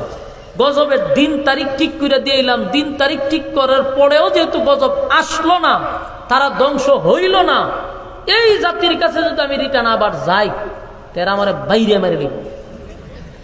ওনার ধারণা ঠিক আছে নি? ওনার ধারণা তো ঠিক আছে, উনি তার ওখানকার অবস্থা জানে না। উনার ধারণা ঠিক আছে, 40 বছর দাওয়াত দিছি, গজবের ভয় দেখাইছি, ভয় পাইনি। গজবের না দিন তারিখ ঠিক করে দিয়ে দাও, তো যেখানে দিন তারিখ ঠিক করে দেওয়ার পরেও গজব আইল না, নেক্সট টাইমে কি আর গজবের ভয় দেখাইলে আর ভয় পাইব? আমার তো গেলে মেরে নিব। ইউনুস নবী সর্বনাশ, এই শহরে আর যাওয়া যাবে না। আর আমি যে শহরে এখন আছি, শহরে থাকাটা আমার নিরাপদ না। উনি সিদ্ধান্ত নিছে আমি দেশই থাকতাম না। বলুন সিদ্ধান্ত কি নিছে? দেশও থাকবে না, ওই দেশও ছেড়ে দিব আমি। সেই জাতির 40 বছর আমি দাওয়াত দিলাম, কালেমা পড়লো না, গজবের ভয় দেখাইলাম, ভয় পাইল না, দিন তারিখ ঠিক করে দিলাম, আল্লাহ আবার গজব দিল না, তাহলে আমার এই দেশে থাকার আর দরকার নেই। এই যে উনি বিদেশ চলে যাবে, বলুন তো দেখি, বিদেশ যে চলে যাবে এটা কি আল্লাহর সিদ্ধান্ত না ওনার ব্যক্তিগত? ব্যক্তিগত সিদ্ধান্ত। বলুন কার সিদ্ধান্ত? ইউনুস নবীর ব্যক্তিগত সিদ্ধান্ত। আল্লাহ কিন্তু এখনো ওহি পাঠায় নাই, উনি হয় আমি দেশে থাকবো না, বিদেশ যাবো। এখান থেকে মাছওয়ালার ঘটনা শুরু। বলুন এখান থেকে কার ঘটনা শুরু? মাছওয়ালার ঘটনা শুরু। তাহলে অতক্ষণ কিতা কইছি? অতক্ষণ ওনারে পরিচয় করাইছি। বলুন অতক্ষণ কি করাইছি? উনি কোন দেশে থাকতেন, ওই দেশের মানুষ কি, উনি কত বছর কালেমার দাওয়াত দিয়েছেন, এটা হলো তার প্রেক্ষাপটগুলো তুলে ধরছি। এখান থেকে আল্লাহ কয় ওয়াজান্নুন, মাছওয়ালা। মাছওয়ালা যখন ব্যক্তিগত সিদ্ধান্ত নিছে দেশ ছেড়ে বিদেশ যাবো গা, তখন আল্লাহ বলেন ওয়াজান্নুন إذ ذهب مغاضبا فظن أن لن نقدر عليه فنادى في الظلمات। মাছওয়ালা মনে করছে আমি তারে পাকড়াও করব না, কিন্তু মাছওয়ালা তো জানে না, ব্যক্তিগত সিদ্ধান্ত নিয়া মাছওয়ালায় চলে যায় বিদেশে। আরে মাছওয়ালা মনে করছে আমি তারে ছেড়ে দিব, কিন্তু না, মাছওয়ালারে আমি পাকড়াও করব। আল্লাহ কি কয়? পাকড়াও করবে। মনোযোগ দিয়ে শুনলেন, মাঝে মধ্যে জিগাইলে হা হু কইেন। এখন আলোচনা যে মনোযোগ না দেন তাহলে তখন বলেছেন কেন? মনোযোগ দিয়ে শুনেন। মাছওয়ালায় যে বিদেশ যাইব নিয়ত করছে, এটা কি আল্লাহ কইয়া দিছে না ব্যক্তিগত? আল্লাহ কিতা কইছে? এরা মাছওয়ালা ব্যক্তিগত যাইতে গেলে ধরলাম তোরে। আল্লাহ মাছওয়ালায় মনে করছে তারা ধরতাম না, কিন্তু আমি আল্লাহর সিদ্ধান্ত হইল মাছওয়ালার আমি পাকড়াও করব। এখন দেন পাকড়াও কেমনে করে? ইউনুস নবী করছে কি, ওনার বউ আর দুই ছেলের লইয়া বিদেশ যাইব। বিদেশ যে যাইব তখন কি বিমান আছিল, হেলিকপ্টার, প্রাইভেট কার তো আছে, প্রাইভেট কারও নাই, গুড়ার গাড়িও ছিল না, গুড়াও আসেন না তখন, হাঁটাহাঁটির যুগ, হাজার হাজার বছর আগের ঘটনা। ইউনুস আলাইহিস সালাতু ওয়াস সালাম যখন বিদেশ যাবার সিদ্ধান্ত নিয়েছে, তখন একটা যানবাহন ছিল, এটা হলো সাগর পথে জাহাজ ছিল। বলুন সাগর পথে কি ছিল? জাহাজ ছিল, হাজার হাজার বছর আগেও। কেন? জাহাজ পৃথিবীতে সর্বপ্রথম তৈরি করছে নূহ আলাইহিস সালাতু ওয়াস সালামের জামানার থেকে। তো নূহ আলাইহিস সালাতু ওয়াস সালাম যে সময় জাহাজ তৈরি করছে, ওই জাহাজের ইঞ্জিনিয়ার ছিল স্বয়ং জিবরাইল আলাইহিস সালাতু ওয়াস সালাম, এবং জান্নাত থেকে এটা ডিজাইন নিয়ে আসছে। এই ডিজাইনে কোনানো জানালা হবে, কোনানো সিঁড়ি হবে, সবগুলা জিবরাইল দেখাইছে, এরপরে নূহ পয়গম্বর বানাইছে। তো হাজার হাজার বছর আগে জাহাজ আবিষ্কার হয়েছে, গাড়ি আবিষ্কার হয়েছে। তো জাহাজ আবিষ্কার হয়েছিল, তখনকার জাহাজে কিন্তু আবার ইঞ্জিলা ছিল না। জাহাজে কি ছিল না? ইঞ্জিল ছিল না। জাহাজে কি ছিল? ফাল চিনেননি? ওই যে খাপড় লাগায় এত রাখে, ওই সময় সিস্টেম আছে, বাতাসে যতক্ষণ ঠেলায় নিতে থাকে, ওগুলো বিদেশ যাইতো 6 মাস লাগলো, 6 মাসে যাইতো, এটা ঠেলায় নিত। তো ইউনুস নবী যেহেতু বিদেশ যাবে, তো লম্বা একটা সময় ওনাকে পায়ে হেঁটেই যেতে হবে। সাগরের পার পর্যন্ত যাইতে গেলে তো লম্বা সময়। উনি উনার বাচ্চা কাচ্চা নিয়ে রোয়ানা দিয়া দিছে, বিদেশ যাবে। যাইতেছে যাইতেছে লম্বা সময়, একদিন পুরা হাঁটার পরে হঠাৎ করে দেখে কিছু বকাটে ফুলা পান, উশৃঙ্খল ফুলা পান চতুর্দিক দিয়ে ওনারে ঘেরাও করছে। ঘেরাও করে বলতেছে আপনারা কোথায় যাবেন? তো ইউনূস নবী বললো, ভাই আমি বিদেশ যাব, তো আমার ফ্যামিলি নিয়ে রওনা দিছি। তুই বকাটে পোলাপানগুলা বলতেছে আপনি যান, কোনো অসুবিধা নাই, কিন্তু এই নারীকে আমরা যেতে দিব না। নাউজুবিল্লাহ, আসিলেন না? থাকলে কইবে, বলতেছে আপনি যান বাচ্চা কাচ্চা নিয়া, কিন্তু এই নারীকে যেতে দিব না। কেন? আমাদের বসের অর্ডার, এই রাস্তা দিয়ে কোনো নারী যেতে পারবে না, এই নারীকে আমরা বসের কাছে নিয়ে যাব। নাউজুবিল্লাহ। আচ্ছা কোন চান? ইউনূস নবী আল্লাহর পয়গম্বর, এরা কি আর ধর্ম বুঝে? এরা ইউনূস নবী ওয়াজ করতেছে যে দেখো বেটা, আমি আল্লাহর পয়গম্বর, আমার বিবি, সব জায়গা তোমরা ফাইজলামি করো না। মানে এরা কি ইমাম সাহেবের ওয়াজ অন্ত আছে? কথা কই না দিন, সুর ডাকাইতে কি ধর্ম বুঝে? যদি ধর্ম বুঝতো তাহলে মসজিদের মাইক চুরি হইতো, দান বাস্ক চুরি লইলে। চুরি যে করে কি কোনো হিন্দু লোকে করে না মুসলমানে করে? যেহেতু মুসলমান, কিন্তু মসজিদের দান বাস্ক চুরি করে লা, এ মাইক চুরি করে লইয়া যায় কেন? সুরের কাছে কোনো ধর্ম নাই। সুরের কোনো ধর্ম আছে? ধর্ম নাই। আমি মাঝে মাঝে দেখেন না, কই অনেক জায়গাতে কইছি কথাটি, যে আমরারও রাস্তাঘাটে এই সুর বাটপারে ধরে, আমরা যে ধরে না এমন না, মাঝে মধ্যে আমরারও ধরে। 64 জেলা দৌড়াইতে গিয়ে বহু জায়গা এদের হাতে আমরা পড়ছি। আমার এই ওয়াজের মাঠও বয়স ছিল 12 বছর। তো এই 12 বছরের বয়সে আমি বহু জায়গা এদের সামনে পড়ছি। তো এরা যতই সময় ওয়াজ নসিহত করে বোঝায় যে ভাই আমি বক্তা মানুষ আছে, অনেক দূরটি আমার ছেড়ে দেন, এর কাছে কোনো ধর্ম আছে? তো বহু জায়গা পড়ছি, এরকম হয়েছে আমরা সাথে দৈরা টুরা সব টুক নিয়া টিয়া এতটুক কইছে হুজুর, আপনারা হুজুর মানুষ দিকে আপনারা বানতাছি না। কিতা করতেছে না? বানতেছি না হুজুর, এতটুকু সম্মান করছি আপনারে, বানতাম না, তবে সব দিয়া দেন, সব দেলাইছি, কিন্তু বানছে না। ফিসেদা ছাইয়া দেখি সব টিরে বান্ধা তুলছে, প্রত্যেক গাড়ির থেকে ড্রাইভার নামাইছে, নামাইয়া দুইটার একসাথে বান্ধে। আমরা খালি এতটুকু হুজুর লাইটটি বন্ধ করে চুপ করে বয়ে থাকুন, আপনারা অন্তত বানতাম না, হুজুর মানুষ যেহেতু সম্মান করছি। আমি না ভাই, এটা একটা বালা কাম করছে, আপনারা যে ভালো বংশের এটা একটা পরিচয় দিচ্ছে, এবং আপনারা বাপ মা খুব বালা, আপনারাও বালা। কারণ আলেমরা আপনার যে সম্মানটা করছেন, আমার বানছেন না, টেহাটো সব লয়ে গেছে। 2 ঘন্টা বসায় রাখছে আমরা, সারেও না। আমি বলবে সাইরা দেন, টেহা তো নিছেন না, সবুজ তুষে সাইরা দেন না ভাই, আমি কালকে যেতাম আরেক জায়গা। হুজুর বেশি কথা বললে তুমি মেজাজটা গরমের জায়গা, আপনারা সাইরা দিলে সামনে গিয়ে কইয়া দিবেন সমস্যা আছে। আমরা কাজ শেষ হোক, আমরা সাইরা দিব। কাজ শেষ করিয়া আমরা হুজুর আমরা যাইগা বান্ডি ছুড়াই দিয়েন। তার মানে আমার বাঁধছে না, ওই বান ছুড়াইবার লেগে চিন্তা হইতো কত খারাপের খারাপ, কিন্তু বিপদ হইলে আমি ভালো হয়েছি। কইছে আপনারা খুব বালা মানুষ, আপনারা বংশ বালা, বাপ মা বালা। এদিকে আসলে মন থেকে কইছি, দা দেখতে আমার ভিতরে ভানি আসেনি, আমার আত্মা। আমার একটা কথাই কইছে যে আপনারা বাঁধছি না, তার মানে আমরা যদি বান্ধা লাইতো অবস্থাটা খিতে হইতো।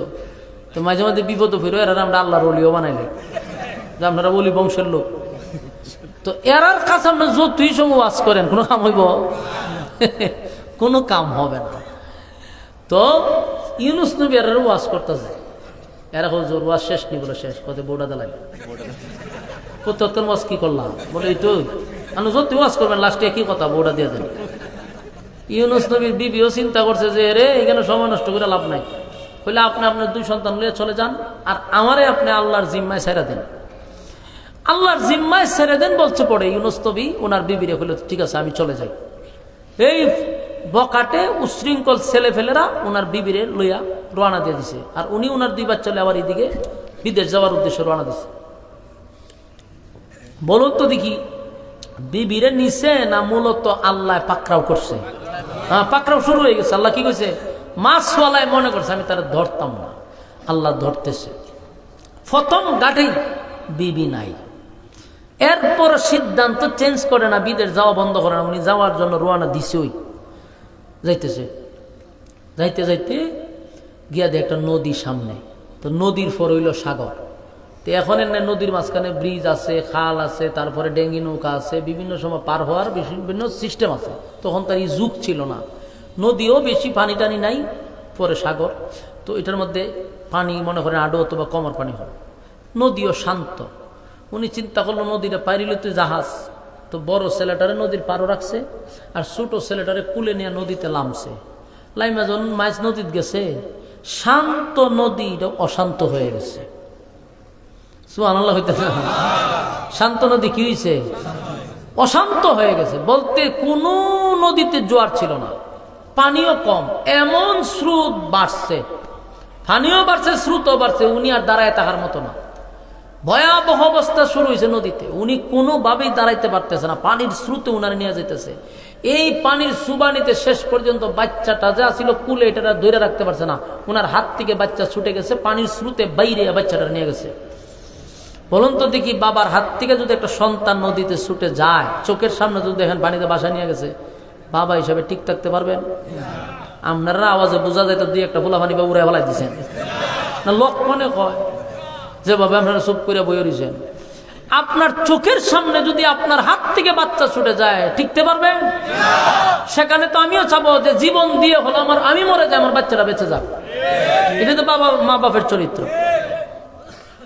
ইউনূস নবী আর পারলেন না ওনার ছেলেটা আটকে রাখতে, কষ্ট নিয়া, বুক বড়া কষ্ট নিয়া উনি নদীর পারে উঠে দাঁড়াইছে। আসলে কোন তো পানিতে স্রোত বাড়ছে না, আল্লাহ পাকড়াও করছে। وَظَنُّونَ إِذْ ذَهَبَ مُغَاضِبًا فَظَنَّ أَن لَّن نَّقْدِرَ عَلَيْهِ فَنَادَىٰ فِي الظُّلُمَاتِ। মাছওয়ালা মনে করছে আমি তারে পাকড়াও করব না, কিন্তু মাছওয়ালা আমার সিদ্ধান্ত ছাড়া ব্যক্তিগত সিদ্ধান্ত নিয়ে রওনা দিছে রে, আমি আল্লাহ তো তারে ছেড়ে দিব না। ছেলে একটা হারাইছে, নদীর ভার উঠটা চিন্তা করতেছে, নদীর পানি তো আস্তে আস্তে আবার স্রোত কমছে, পানির ঢেউ কমছে, নদী শান্ত হয়েছে। এখন বড় ছেলেটারে কুলো লই আবার লামতো চাইছে, এমনি দেহে বড় ছেলেটারে আরেকটা প্রাণী আইসা তাফাদা লয়ে গেছে। ইন্নালিল্লাহ হইতেন না? এখন দেখেন উনার ছেলে একটা গেছে পানিতে বাসায় লয়ে গেছে, আর একটা উনার চোখের সামনে বড় এক প্রাণী তাফাদে, মনে হয় বাঘই অথবা ধরেন সিংহ লয়ে গেছে তাফাদা, চোখের সামনে বাবার সামনে সন্তানটা নিয়ে গেছে। একটা বাবাকে আর ঠিক থাকতে পারে? আসলে কি নিয়ে গেছেন? আল্লাহ পাকড়াও করছে, পাকড়াও শুরু। আল্লাহ বলেন মাছওয়ালা মনে করছে আমি তারে ছেড়ে দিব, চোখের সামনে স্ত্রীটাকে রাস্তার থেকে নিয়ে গেল, ছোট সন্তানটাকে পানিতে বাসায় নিয়ে গেছে, বড় সন্তানটাকে চোখের সামনে প্রাণী নিয়ে গেছে।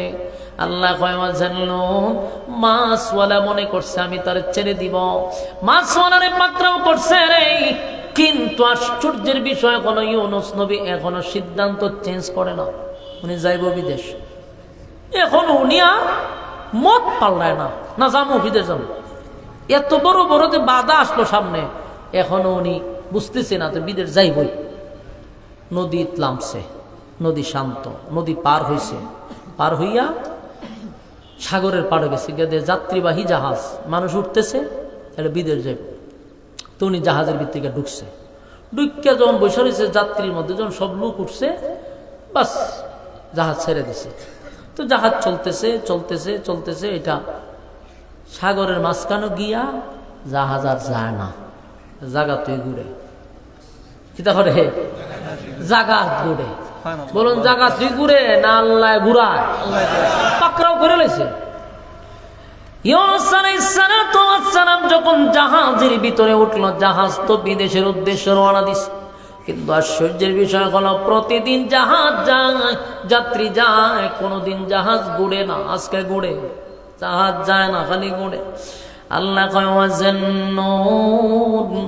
মাছওয়ালারে আমি পাকড়াও করছি, ধরে লিছে আল্লাহ। এখন এটা যখন জাগাতি ঘুরে, যাত্রীরা শুরু করছে চিল্লাচিল্লি, কান্নাকাটি শুরু করছে। কারণ আমরা তো ভয় পাওয়ার কথা, এটা জাগাত ঘুরে মানে যে কোনো সময় পানি তুলে দেবো। সমস্ত যাত্রীরা আতঙ্কে চিল্লাচিল্লি, মাছ সাগরের মাঝখানে। তখন তার এখনকার যুগ না যে নাবিকে ফোন দিব আরেকটা জাহাজ দূরে স্পিড বুড়াই সাবর ভাই আপনারা রক্ষা করবো, বিষয়টা কিরকম, সেই সিস্টেম নাই। এখন এরা কান্নাকাটি করতেছে। তো নাবিক যারা আসিল, যাত্রী যারা আসিল, সবাই কান্নাকাটি করলো, বন্ধ করো, জাহাজ তো জাগাতি করতেছে, নিশ্চয়ই কোনো কারণ ছাড়া তো এমনটা করার কথা না। এখন এরা বৈশাখ গবেষণা শুরু করছে যে কেন এটা জায়গাতে ঘুরবে, কেন সামনে যাবে না, এটা গবেষণা শুরু করছে।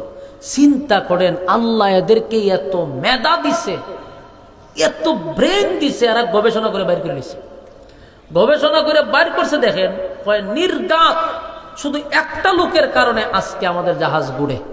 লোকটাকে, যে মালিকের অর্ডার ছাড়া এই জাহাজের ভিতরে একজন গোলাম আছে, যেই গোলাম মালিকের অর্ডার ছাড়া পলাইয়া বিদেশ যাওয়ার সিদ্ধান্ত নিয়েছে।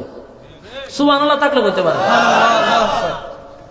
চিন্তা করছেন এরা মেধা, এরা বইছে পরামর্শ গবেষণা করতে করতে এরা বলে মিললে একমত হয়েছে, হ ইডি কথা ঠিক। ওইখানে এমন একজন অপরাধী আছে যার একজনের অপরাধের কারণে এখন জাহাজের সমস্ত যাত্রী মারা যাবে। তোমরা যদি স্বীকার না করো, আমরা যাকেই সন্দেহ করব তারে ইডাল দিয়ে জাহাজতে ফেলাই দেব। একজনে যদি আমরা ফেলাই দিই তো সমস্ত যাত্রীরা বেঁচে যাব। যখন কইছে কোন গোলাম মালিকের অর্ডার ছাড়া পলাইয়া বিদেশ যাওয়ার সিদ্ধান্ত নিছে, এই কারণে জাহাজ জায়গায় ঘুরতেছে, ইউনূস নবীর ভিতরে এতক্ষণ একটা বাড়ি মারছে। ঘটনা তো সত্য। এতক্ষণে ওনার মাথায় ঢুকছে যে বাস্তব কথা, আসলেই তো কথা ঠিক। আমি তো মালিকের হুকুম ছাড়া, আমি তো আমার মালিকের হুকুম ছাড়া, আমি গোলাম, মালিকের অর্ডার ছাড়া পলাইয়া বিদেশ যাওয়ার সিদ্ধান্ত নিছি। ঠিক না ঠিক? ইউনূস নবী সর্বনাশ, এই জন্যই তো আল্লাহ আমারে পাকড়াও করতেছে। ওনার মাথায় এতক্ষণে ঢুকছে। উনি তাড়াতাড়ি হাত তুলছে, তুই কয় আর তুহানির দরকার নাই, অপরাধীর আর তালাশ করার দরকার নাই। আমি অপরাধী, আমি গোলাম, মালিকের অর্ডার ছাড়া পলাইয়া বিদেশ যাওয়ার সিদ্ধান্ত নিয়েছি। আমার অপরাধে তোমরা সবাই মরণাপন্ন, আমার এখন তাড়াতাড়ি দইরা সাগরের পানিতে নিক্ষেপ করো। এই কথা বলার পরে সমস্ত যাত্রীরা এতক্ষণ ইউনূস নবীর দেখে নাই, সবাই গুইরা যখন ওনার দিকে তাকাইছে, তাকাইয়া তো এরা ব্যাক করলে এমনি চাই উঠেছে, তাকাই আছে মানে এত সুন্দর চেহারা, নবীর চেহারা। কার চেহারা? নবীর চেহারা, সাধারণ মানুষের চেহারা না, নবীর চেহারা। তাকাইয়া কই সর্বনাশ, আপনার মতো ব্যক্তি কখনোই গোলাম হতে পারে না। আচ্ছা শুনছেন, গোলামের চেহারা দেখলে তো চিনা যায়, কথা হয় না দিই। গোলাম মানেই হলো মানুষের কাজ টাজ করছে, হয়তো চেহারাটারা খুব ভয়ঙ্কর থাকবে, চুলগুলো আমাদের খামাইল থাকবে, এখান থেকে কুতুর চুল থাকবে, দেখছেন আমরা ফুলা বানাতে রাখে। এখন ইতিহাস পড়েন, ইতিহাস এই শার্ট গুলা তদানীন্তন সময় গোলামদেরকে দিত, আর এই যুগের ফুলাফানে এখন এটা ফ্যাশন করে। ঠিক, তো গোলামের শার্ট এখনকার ফুলাফানের কাছে পছন্দ। আপনি ইতিহাস পড়েন না, পড়লি পাবেন আগের যুগের গোলামদেরকে চিনার জন্য এই দিকের চুল খাইটা লইতো, খাইটা ফিসে তো চুলাইতো, মাঝখান এমনি রাখতো। আর এখনকার এই যুগের এসে এডি রাখে, দেখেন এর হয় চাইলেও বোঝা যায় এটি যে সুরের মতো লাগে। আর নাহলে মাঝে দেখলে ওইটা ফোটপান্টি। তোমরা এখানে কষ্ট লাগলে কিছু করার নাই, তোমরা ভালো লেগে হইতেছে, তোমরা আসলে সুন্দর লাগে না, শয়তানের দিকে তোমরা দিকে তালি যায়। হ্যাঁ, আমারও ফেল মেরে দিছে, ঠিক না বেটি? তো ইউনূস নবীর চেহারার দিকে তাকায় তো তারা চমকে গেছে, এত সুন্দর চেহারা, তাকাইতে চেহারা ফিরাইতে মন চায় না, গোলাম হয় কিভাবে? এরা কয় হুজুর এই কথা আপনি কইেন না, আপনি এখনো জাহাজ আছেন দীক্ষা, জাহাজ উফরে ঘুরে, আমরা যদি আমরা সাগরে ফেলাই তো জাহাজ নিচের দিকে গিয়ে ঘুরবো। এরা ওনারা বিশ্বাসই করে না, এরা জাহাজে ভাই অপরাধীকে তাড়াতাড়ি হাত তোলো। ইউনূস নবী যতই কখন না হুজুর ইতা কইেন না, এরা মনে করছে উনি তো খুব ভালো মানুষ, এরকম একটা মানুষ দেখেন অন্যের দোষ নিজের কাঁধে নিতে চায়, ভালো মানুষ দীক্ষা। আসলে তো উনি রাজা বাদশার চেয়েও সুন্দর চেহারা, উনি তো গোলাম হতে পারে না, কিন্তু ভালো মানুষ তো নিজের গোলাম দাবি করে নিজে মরতে চায়, আমরা বাঁচাইতে চায়। আমরা কি ভুলেও এই লোকরে মারবো? লাগছে আরেক ফেস। এরা ওনারা ফালাইতে রাজি না, উনি বহুত ভাবে বুঝাইছে, এরা বুঝতে রাজি না। শেষে কইল যখন আমরা একটা পর্যায়ে তো যাইতে হইব, বলে হ কোথায় একটা কাজ করো, লটারি দাও, লটারি মারো, সবার নাম লেখো, লেখে লটারি দাও, লটারির মধ্যে যার নাম উঠবো আমরা তারে আত ভাব দইরা ইডাল ফেলাই দিলাম। তখন জাহাজের মধ্যে ঘোষণা দিচ্ছে, কয়েও যার নাম উঠে তারে আমরা ফালাই দিতে বাধ্য, আর যার নাম উঠে তোমরাও মাইনা নিবা। মনে মনে কইবা যে এটা আমরা কপালের দোষ। কিসের দোষ? কপালের দোষ। না মরছে হন আমরা ফালাই দিব, মনের মধ্যে কোনো কষ্ট নাই, ভিতরে সমস্ত দুঃখ টুকু যাইরা মৃত্যুর জন্য প্রস্তুতি হইবা, আমরা আতঙ্ক দিয়ে ইডালে ফেলাই দিব, সময় নিতাম না। সমস্ত জাহাজের যাত্রীরা আতঙ্কে যে খান না মুডে খারে উড়ে ফেলাই দেয়, বড় কষ্টে আছে সবাই। এবার তারা লটারি টান দিছে, টান দেয় যখন দিছে প্রথম নাম রে উঠছে ইউনুস নবীর নাম। প্রথম নবী কার নাম উঠছে? সবাই খালি হুজুরের পয়সা, হুজুর এটা কি তা আমরা যে আপনার বাসে কামসা উঠে দিয়ে আপনার নাম, আমি তো করছি অপরাধে আমি না না না, যে কোনো এক জায়গাতে আমাদের ভুল হচ্ছে, আপনি হতে পারেন না। আবার লটারি টান দিচ্ছে, আবার নাম উঠছে, ইউনুস নবীর নাম উঠছে। এরা সায়ার হজের ঘটনা নাকি তা? এরপরে হয় আমরা কোনো জায়গায় ভুল হইতেছে, আবার টান দেয়, আবার টান দিছে, আবার উঠছে, ইউনুস নবীর নাম উঠছে।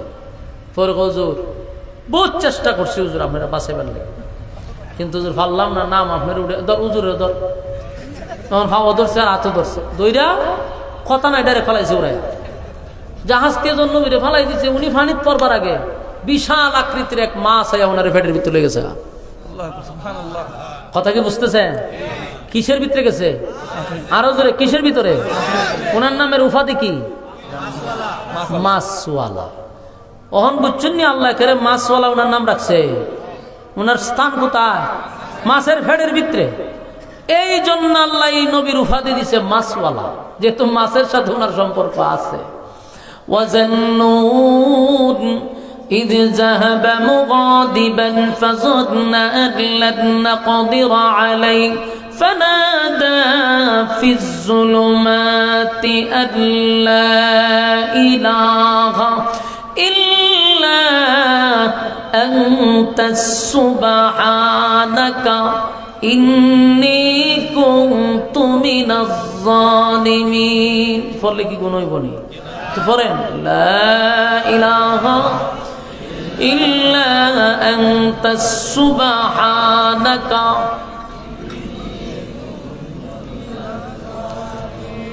লা ইলাহা ইল্লা আনতা সুবহানাকা ইন্নী কুনতু মিনাজ জালিমিন। আল্লাহ বলেন মাছওয়ালারে আমি পাকড়াও করছি। মাছওয়ালা মাছের পেটের ভিতরে ঢুকছে। আল্লাহ কয় মাছ তোরে ঢুকবার খাওয়ার অনুমতি দিছি, কিন্তু হজম করার কোনো শক্তি পেটের ভিতরে নিছে ঠিক, কিন্তু হজম করবার সুযোগ আল্লাহ দিছে না। ইউনুস আলাইহিস সালাতু ওয়াস সালাম মাছের পেটের ভিতরে ঢোকার সাথে সাথে সাথে সাথে উনিও একটা সেকেন্ড দেরি করলেন না। সাথে সাথে কার শরণাপন্ন? আল্লাহর। লা ইলাহা ইল্লা আনতা সুবহানাকা ইন্নী কুনতু মিনাজ জালিমিন। ইউনুস আলাইহিস সালাতু ওয়াস সালাম আল্লাহর শরণাপন্ন হয়ে গেল। ডাক দেয়া বলে মালিক আপনি ছাড়া কোনো মাবুদ নেই। এতক্ষণে ইউনুস নবী বুঝতে পারছে আমার ভুল হয়ে গেছে। আমি আমার মালিকের ওয়ার্ডার ছাড়া আমি পলাইয়া বিদেশ যাওয়ার সিদ্ধান্ত নিছি। আল্লাহ আমার পাকড়াও করছে। কি করছে? উনি মাছের পেটের ভিতরে যাওয়ার পরে নৌকাতে তাই কি বুঝালাইছে যে অন্যায় আমার। এতক্ষণ উনি এতটা ভাবে নাই, যখন ওই নৌকার নাবিকরা বলল যে অপরাধী মালিকের ওয়ার্ডার ছাড়া পলাইয়া যাওয়ার সিদ্ধান্ত নিছে, তখন বুঝতে পারছে ঘটনা সত্য। আমি তো আল্লাহর হুকুম ছাড়া অর্ডার ছাড়া বিদেশ যাওয়ার জন্য সিদ্ধান্ত নিছি। ঠিক না বেটি? তাই ইউনুস আলাইহিস সালাতু ওয়াস সালাম বলেন লা ইলাহা ইল্লা আনতা সুবহানাকা ইন্নী কুনতু মিনাজ জালিমিন। আল্লাহ আপনি ছাড়া কোনো মাবুদ নাই, আপনি ছাড়া কোনো ইলাহ নাই। আল্লাহ আমি অপরাধী, আপনি পবিত্র, আপনি পবিত্র, আমি জালেমদের অন্তর্ভুক্ত। আপনি ছাড়া বাঁচানে বলা কেউ নাই। ইউনুস আলাইহিস সালাতু ওয়াস সালাম আল্লাহর শরণাপন্ন হয়ে গেছে। এবার ইউনুস তুমি একটা সেকেন্ডের জন্য আল্লাহরে ভুলে নাই, বারবার শুধু লা ইলাহা ইল্লা আনতা সুবহানাকা ইন্নী কুনতু মিনাজ জালিমিন। আল্লাহ আপনি ছাড়া কোনো মাবুদ নাই, আপনি ছাড়া বাঁচানে ওয়ালা কেউ নাই। আল্লাহ আপনি পবিত্র, আমি জালেমদের অন্তর্ভুক্ত। আল্লাহ বলেন একদিন দুই দিন লয় গো, একদিন দুই দিন নয়, 40 দিন পেটের ভিতরে। কয়দিন? 40 দিন পেটের ভিতরে ছিল। 40 দিনের 40টা সেকেন্ড তো ইউনুস পয়গম্বর আল্লাহরে ভুলে নাই। আল্লাহ বলেন ইউনুসের ডাক শুধু আমি শুনি তাই না, ফাস্তাজাবনা লাহু ওয়া নাজ্জাইনাহু মিনাল গাম্মি। ইউনুস আলাইহিস সালাতু ওয়াস সালাম যখন আমার শরণাপন্ন হয়ে গেছে, আমি আল্লাহ তার ডাক শুনছি, তারপরে আমি তারে অক্ষত অবস্থায়, তারে আমি সুস্থ অবস্থায় আবার জমিনে ফিরাইয়া দিছি। মাছের পেটের ভিতরে এমন ব্যথা মালিক সৃষ্টি করছে রে, মাছ সাগরের ভিতরে দৌড়াইতেছিল, এবার সাগরের পারে আইসা উগলাইয়া ইউনুস নবীরে ছেড়ে দিছে। ইউনুস আলাইহিস সালাতু ওয়াস সালাম মাছের পেটের ভিতরে থাকার পরে কি কেউ বাঁচতে পারে? সাপের পেটের ভিতরে কেউ বাঁচে? কিন্তু রাখে আল্লাহ। আমার মালিক যদি চায় তাহলে সেটা পারে কি পারে না? 40 দিন মাছের পেটের ভিতর থেকে কেডা বাঁচে? হজমও হয়নি। আল্লাহ বলেন ইউনুস পয়গম্বর মাছের পেটের ভিতর থেকে বাহির হইছে কত অবস্থায়। উনি মাছের পেটের ভিতর থেকে বাহির হইয়া সেজদায় পড়ে আল্লাহর কুদরতি ভাবে পায়ের মধ্যে সেজদা দিতেছে। দিয়া বলে মালিক অন্যায় করছি, জালিমদের অন্তর্ভুক্ত হয়ে গেছে, আপনার অর্ডার ছাড়া আমি বিদেশে গেছি, আল্লাহ আপনি আমারে পাকড়াও করছেন। মালিক আমি আর আপনার হুকুম ছাড়া পা বাড়াবো না। নিনওয়া নামক শহরের মানুষগুলাকে কালেমার দাওয়াত দেই, সেখান থেকে আমি বিদেশ যাওয়ার সিদ্ধান্ত নিছি। আল্লাহ আমি জানি এই মুহূর্তে যদি আমি নিনওয়া নামক শহরে যাই তারা আমারে হত্যা করবে, তারপরে আমার অসমাপ্ত কাজ আমি সমাপ্ত করব। আজকের পর থেকে আমি আবার নিনওয়া নামক শহরে যাব গো, সেখানে গিয়ে আমি কালেমার দাওয়াত দিব। ইউনুস নবী তার জানে না যে হারা এই কাম করে লেছে, কালেমা পুইরা ফেলেছে। কিন্তু উনি সিদ্ধান্ত নিছে যে আমি এখান থেকে এখন যেমন নিনওয়া নামক শহরে কালেমার দাওয়াত দিন, আবার দিন, এরা যেমন মাইরালা শাহাদাত বরণ করবো, তবে আল্লাহর ওয়ার্ডার ছাড়া আর 1 ইঞ্চিও সামনে আগাবো না। সুবহানাল্লাহ। এই নিয়ত করে যখন উনি রওনা দিছে, রাস্তা দিয়া যাইতে যাইতে যাইতে হঠাৎ করে দেখে পিছন দিকে একজনে ডাকে। পিছন দিক থেকে একজনে আল্লাহর পয়গম্বর একটু দাঁড়ান। সুবহানাল্লাহ। ইউনুস আলাইহিস সালাতু ওয়াস সালাম পিছন দিকে তাকায় দেখে রে একজন লোক ওনারে ডাক দেয়া কয় আল্লাহর পয়গম্বর দাঁড়ান। ইউনুস আলাইহিস সালাতু ওয়াস সালাম একটা চিৎকার দিয়া বলে কে রে? 40টা বছর আমি কালেমার দাওয়াত দিলাম, একটা মানুষও কালেমার দাওয়াত শুনে কেউ কালেমা পড়ল না, কেউ কালেমা পড়ে নাই, রক্তাক্ত করলো, গালমন্দ করলো। জীবনে 40 বছর কালেমার দাওয়াত দিলাম, কোনদিন আমি নবী ডাক শুনি নাই। আজ পিছন থেকে কে আমার নবী বলে ডাক দেয়? তাকায়া দেখে একজন একেবারে সাধারণ মানুষ, কাজ কাম করে, কৃষক মানুষ। ডাক দেয়া হয় হুজুর 40 দিন ধরে আমি অলিতে গলিতে আপনাকে তালাশ করতেছিলাম, নবীজি কোথাও আপনারে পাই না, তাই আমি ঘুরতেছিলাম।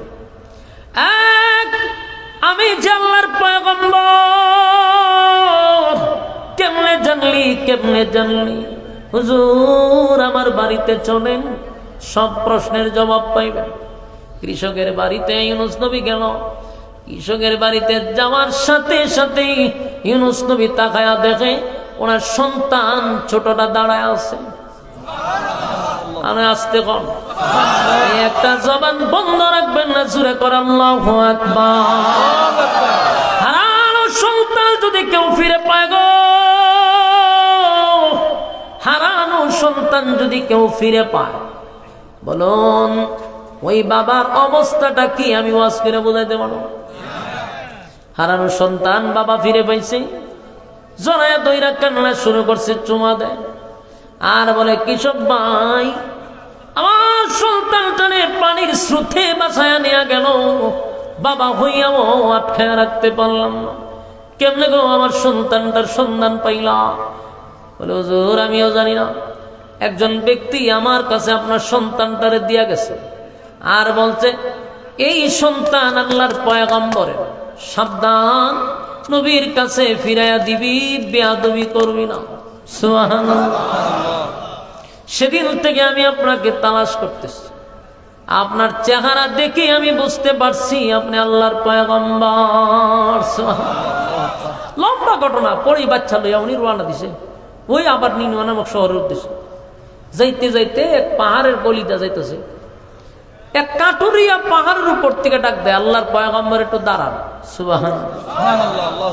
ইউনূস আলাইহিস সালাম পাহাড়ের গলিতে গলিতে তাকায়া দেখে কেউ নাই, উপরে তাকায়া দেখে একজন কাটুরিয়া গাছ কাটে। আরে কাটুরিয়া, কেমনে জানলি আমি আল্লাহর পয়গম্বর? বলে হুজুর আপনার চেহারা দেখে আমি বুঝতে পারছি, আর আপনার কাঁধে যে একটা সন্তান এটার দিকে বুঝতে পারছি, চলেন আমার সঙ্গে। কাটুরিয়ার বাড়িতে গিয়া দেখে বড় ছেলে দাঁড়ায় আছে। কাটুরিয়া, আমার চোখের সামনে একটা ভয়ঙ্কর প্রাণী আমার সন্তানটারে নিয়ে গেল, কেমনে পাইলি, কোথায় পাইলি? বলো হুজুর আমি তো জানি না, একটা লোক আইসা আমার কাছে দিয়া গেছে আর বলছি আল্লাহর পয়গম্বরের সন্তান, ফিরাইয়া দিবি, বেয়াদবি করবি না। সেদিন থেকে আপনাকে তালাশ করতেছি। সুবহানাল্লাহ। লম্বা ঘটনা তাই সংক্ষেপে করি। আবার সন্তান লইয়া রওনা দিস নিনুয়া নামক শহরের উদ্দেশ্যে। রাস্তার মধ্যে গিয়া দেখে কতগুলা যুবক দাঁড়ায় আছে আর কয় হুজুর আপনারে তালাশ করতেছি। কয় খুব বলল না মশাই। গিয়া দেখে ওই লম্পটের বাড়িতে ওনার বিবি বসে আছে। ওনার বিবি বলে প্রাণের স্বামী যেমনটা রেখে গেছিলেন এমনটাই আছে, আমানতের মধ্যে কোনো খেয়ানত হয় নাই। সুবহানাল্লাহ। আল্লাহর জিম্মায় আপনি আমাকে রেখে গেছিলেন, আমার কোনো ক্ষতি হয় নাই। বলে এটা কেমনে সম্ভব? বলে দাঁড়িয়ে দেখেন একটা বই রয়েছে, দেখে একটা ফেরালাইছে শুইয়া, এটা উল্লা রয়েছে, রাত পা সব দেখা তারা। বলে ঘটনা কি? বলে ঘটনা হলে হ্যাঁ আনছিলাম আমার দুইরা, এখন আমার ধরতে গেছে, রাত পা সব প্যারালাইসিস। ইউনূস নবী শুকরিয়া আদায় করলো, এবার সন্তান পাইল গো। সন্তান পেয়ে গেল, তার স্ত্রী পেয়ে গেল। তাহলে ফেটের ভিতর থেকে, মাছের ফেটের ভিতর থেকে আল্লাহ ফিরাই দিছে, সন্তান ফিরাই দিছে, বিবি ফিরাই দিছে। মাঝখানে ঘটনা ঘটলো কেন? বলে এমন কোন নবী নাই যেই নবীদেরকে আল্লাহ পরীক্ষা করে নাই। কথা হয় না? এমন কোন নবী নাই রে, আদম থেকে নিয়া আমাদের নবী পর্যন্ত কোন নবীরে আল্লাহ পরীক্ষা ছাড়া ছেড়ে দেয় নাই। ইউনূস আলাইহিস সালাতু ওয়াস সালামকে আমার আল্লাহ বড় ধরনের একটা পরীক্ষায় ফলাইছে, কিন্তু ইউনূস পয়গম্বর পরীক্ষার মধ্যে ফার্স্ট ডিভিশনে পাস করছে। কারণ 40 দিন মাছের পেটের ভিতরে ছিল, এক সেকেন্ডের জন্য আল্লাহকে বলে নাই, এবং উনি সিদ্ধান্ত নিছে যেই কাজটুকু আমার অসমাপ্ত ছিল সমাপ্ত করব, নিনুয়া নামক শহরে আমি আবার কালেমার দাওয়াত দিব। তার মানে আল্লাহ ওনার ভিতরের খবরটা জানছে, ভিতর ক্লিয়ার আছে। আল্লাহ হয় পরীক্ষায় ফাঁস, সন্তান ফিরাই দিলাম, স্ত্রী ফিরাই দিলাম। নিনুয়া নামক শহরের ভিতরে যখন ঢুকছে, গোটা দেশের মানুষ তারা নবী পাইয়া মিছিল শুরু করছে, আনন্দের বন্যা বসে গেছে। আমাদের নবী আমাদের কাছে ফিরে আসছে। জুরে কোন সুবহান।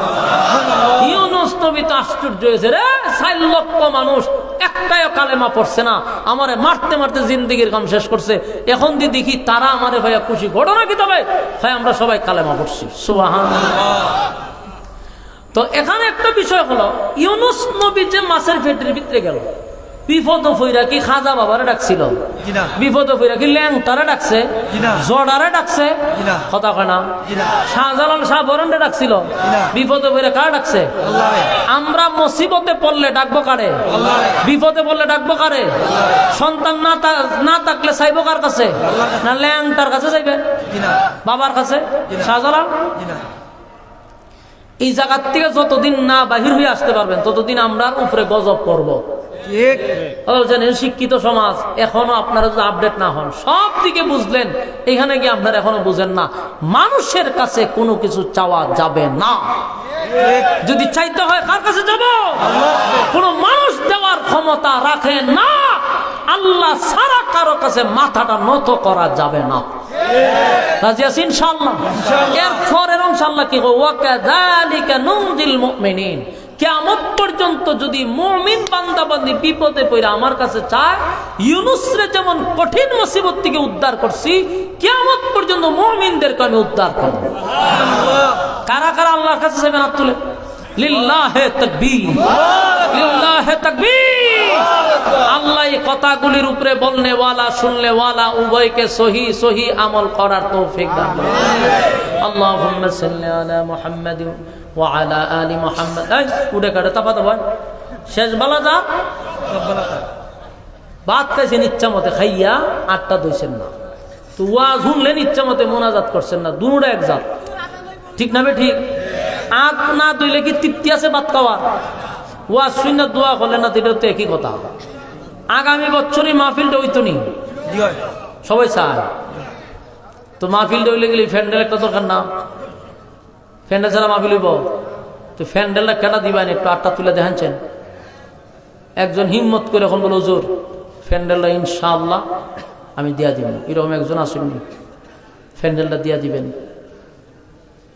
আপনারা জুরি, এটা একটা শহরের ভিতরে মাহফিল, এখানে বহুত ব্যবসায়ী আছে, বহুত চাকরিজীবী আছে, দেওয়ার মতো ক্ষমতা আছে, শুধু হিম্মতটা নাই। একটু হিম্মত করেন, বলে ফ্যান্ডেলটা হুজুর ইনশাআল্লাহ দেলাইব। আমরা হগলে মিললে আপনার লাগে একটু দোয়া করুন, আল্লাহ যেন আপনার ব্যবসা বাণিজ্য খামার রোজগারে বরকত দেয়, আপনার বাচ্চা কাচ্চা থাকলে যেন দিনদার বানায় দেয়, মা বাপ না থাকলে এই সোয়াব যেন আপনার আব্বা আম্মার কবরে পৌঁছায় দেয়। একটা মানুষ হিম্মত করে বলেন হুজুর ফ্যান্ডেলটা আমি দিলাইমু, যেহেতু কেন কোরআন হাদিসের কথা হয় নাযালাত আলাইহিমুস সাকিনা, এই সমস্ত মজলিসে সাকিনা রহমত নাজিল হয়।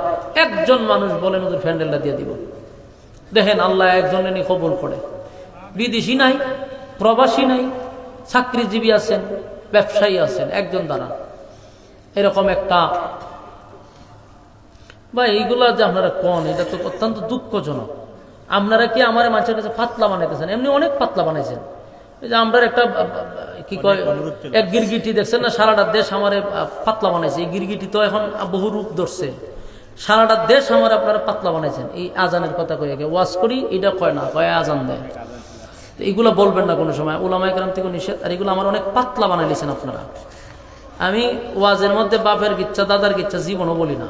এই আজান দিছিলাম, এখন এইগুলা খাইটা খাইটা যখন মাঝে ছাড়ে কয় হয়তো ওয়াজ করে না, খালি আজান দেয়। আর এক গিরগিটি আমার বানাইছেন বলে মুয়াজ্জিন। তো গিরগিটির অবস্থান এখন কোথায় এগুলা মানুষ বুঝতেছে। একটা জায়গার মধ্যে অটল থাকা দরকার। আমি যে কোনো দল পছন্দ করি, কিন্তু একটার মধ্যে স্থায়ী থাকতে হবে, এটি হলো নীতি। তো আমাদের মধ্যে আদর্শ থাকা দরকার। মানুষের সমালোচনা করতে করতে আল্লাহ এক সময় সমালোচনার একেবারে মূল কেন্দ্রবিন্দু এই লোকটারে বানায় দেয়। বহু সমালোচনা হয়েছে। এখন আপনার কাছে আমি যেটা চাইছি এটা বাদ দিয়ে আপনারা লোকেরাই দিছে আর এক দরখাস্ত, তো এই সাবজেক্টই বাদ গেল গা, বুঝছেন নি? এরার কাছে ফ্যান্ডেলের শিখে হুজুর আজান বড়, তো ফ্যান্ডেল আপনারা লোকেরা দিব, অসুবিধা কি? আমি দোয়া করে দিই, আল্লাহুম্মা সাল্লি আলা মুহাম্মাদ ওয়া আলা আলি মুহাম্মাদ কামা সাল্লাইতা আলা ইব্রাহিম ইন্নাকা হামিদুম। এমনি নির্বাচনে আপনারা দূরে লেছে। গত বছর ফ্যান্ডেল বইরা উই মাথাত গেছে মানুষ, এই বছর এরা নির্বাচনে ধরছে। নেতার পিছে কিছু লোক আছে, এরপরে খেতার পিছে কিছু লোক আছে, এই খেতার নেতা সব মানুষ লেগে গেছে। তো এরপরও যারা বসছেন, আমি মনে করি এরা হলে একেবারে নির্ভেজাল ব্যক্তি। দুনিয়ার সব বাদ দিয়ে আপনারা মাহফিলে বসছেন। আল্লাহ আপনাদের দুনিয়া আখেরাতের ইজ্জত দান করুক। আমি আসছেন যেন খালি হাতে ফিরে না যান। আমরা খারাপ হইল মুসাফির মানুষ, ঠিক না? মুসাফিরের দোয়া কবুল। কই নাসিরউদ্দিন কো ভাই সাহেব কিতা করে, কই থাকে? সৌদি একজন প্রবাসী ভাই। প্রবাসীদের অনেক অবদান আছে, বুঝছেন? ওয়াজ মাহফিলে কোন, মাদ্রাসাত কোন, বিভিন্ন জায়গা। এদের কোনো না কোনো জায়গা গিয়ে দেবেন প্রবাসী জড়িত, ঠিক না? ঠিক। প্রবাসীদের দিল বড়, দেশে থাকে না তো, দেশের মানুষের জন্য মহব্বত থাকে। তো আমার ভাই বিদেশে থাকে, আগামী বছর ফ্যান্ডেলে উনি দিয়া দিব। আপনার আব্বা আম্মা আসেনি? মা মারা গেছে, বাপ আছে, এইবারও উনি দিছে, ওইবারও দিছে, এইবারও দিছে, আগামী বছরও দিবে। বলুন তো, উনি যে দুইবার দিছে, উনি মনে হয় আগের থেকে একটু গরিব হয়েছে। দিলে গরিব হয়ে যাবে না। আল্লাহ আমার বাইরে আরো বাড়াই দেব, আমিন কর। আমিন। ওনার ঘরে রহমত বরকত দান করতো, ওনার বাচ্চা কাচ্চা গুলার দিনদার মুত্তাকি বানায় দিত, ওনার আব্বা আম্মা দাদা দাদি যারা কবরে গেছে সকলের কবরে সব আল্লাহ পৌঁছায় দিত। ওনার আম্মা নাই, আল্লাহ ওনার আম্মার কবরটারে জান্নাতের বাগান বানায় দেব। আমিন। আমরা ওনার জন্য দোয়া করি, আল্লাহ বাইরে লক্ষ লক্ষ টাকার হালাল রোজগারের ব্যবস্থা করে দেব। আমিন। মাইকটা কেটা দিবেন কোনছেন ভাই, এত দালাইছে প্যান্ডেল, মাইকটা খেয়ে দিবেন। এরকম একজন লোক হিম্মত করেন ভাইয়ের মতো, বলো হুজুর মাইকটা আমি দিলাম, মাঝখানটা কই গেলাম ইনশাল্লাহ। আর একটা হলো ফুস্টার, আপনি ফুস্টারও দিতে পারবেন। এবার কেউ আছেন, এবার কে দিছে সুজন্যে তারেক মাহমুদ, কানাডা প্রবাসী, তাই নি এবার আসেনি কানাডা প্রবাসী, যিনি পোস্টারটা গত বছর দিছিল, এই বছর কে দিবেন? কানাডা প্রবাসী আছে, নাম কি? তারেক মাহমুদ। ও তাই নিয়ে দিছি তো ঘুরাই দিয়ে এক ব্যক্তি বারবার।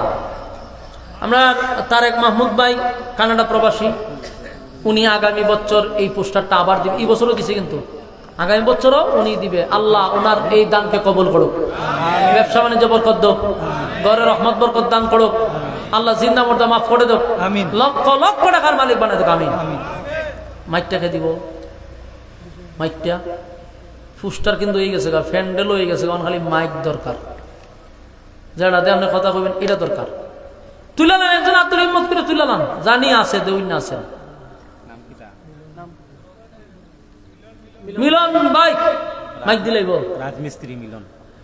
রাজমিস্ত্রি করেন, কিন্তু কলিজাটা দেখছেন নি, এরকম কলিজা সবার নাই। এই জন্য আল্লাহ যারে ভালোবাসে তারে দিয়া দিনের কাজ করায়, সবাইরে দিয়া না। উনি উনার জায়গার থেকে কিন্তু উনার দিলটা অনেক বড়। এলে আমরা আজকে সবাই বলবো, আল্লাহ আমার মিলন ভাইরে আপনি লক্ষ টাকার মালিক বানায় দেন। আমিন। আল্লাহ মৃত্যু পর্যন্ত ওনার অভাব দিয়েন না। আমিন। ওনার বাচ্চা কাচ্চা গুলার সবগুলারে দিনদার বানায় দেন। আমিন। রাস্তাঘাটের অ্যাক্সিডেন্ট বালা মুসিবত থেকে আপনি হেফাজত করেন। আমিন। বারবার ওনাকে জিয়ারতে মদিনা নসিব করে দেন। আমিন। আমিন। আপনারা পোস্টার হয়েছে, প্যান্ডেল হয়েছে, মাইক হয়েছে, এখন বাকি বক্তারারে আপনারা খুশি করে দেন, আপনারা দায়িত্ব হবল। তুই যদি মাঝে দাঁড়াতে কেমন হইল, ঠিক হবে? ঠিক। আমরা দুরূদ শরীফ পড়ি, আল্লাহুম্মা সাল্লি আলা মুহাম্মাদ ওয়া আলা আলি মুহাম্মাদ কামা সাল্লাইতা আলা ইব্রাহিম ইন্নাকা হামিদুম মাজিদ। আল হেরা সমাজ কল্যাণ পরিষদ, এটার যুবকরা অত্যন্ত আন্তরিক, তাদের মধ্যে একটা আন্তরিকতা আছে, খুব ভালোবাসে আমাকে, মহব্বত করে। রাস্তাঘাটে তো দেখা কয়েকবার করছই, এরপরে বাড়িতেও গেছে কয়েকবার, মাদ্রাসাত। আল্লাহ এই সমস্ত যুবকগুলারে দিনের খেদমতে মৃত্যু পর্যন্ত তাদেরকে অটল রাখুক, সকলে বলে আমিন। সংগঠনটা কিয়ামত পর্যন্ত কবুল করুক, আমিন।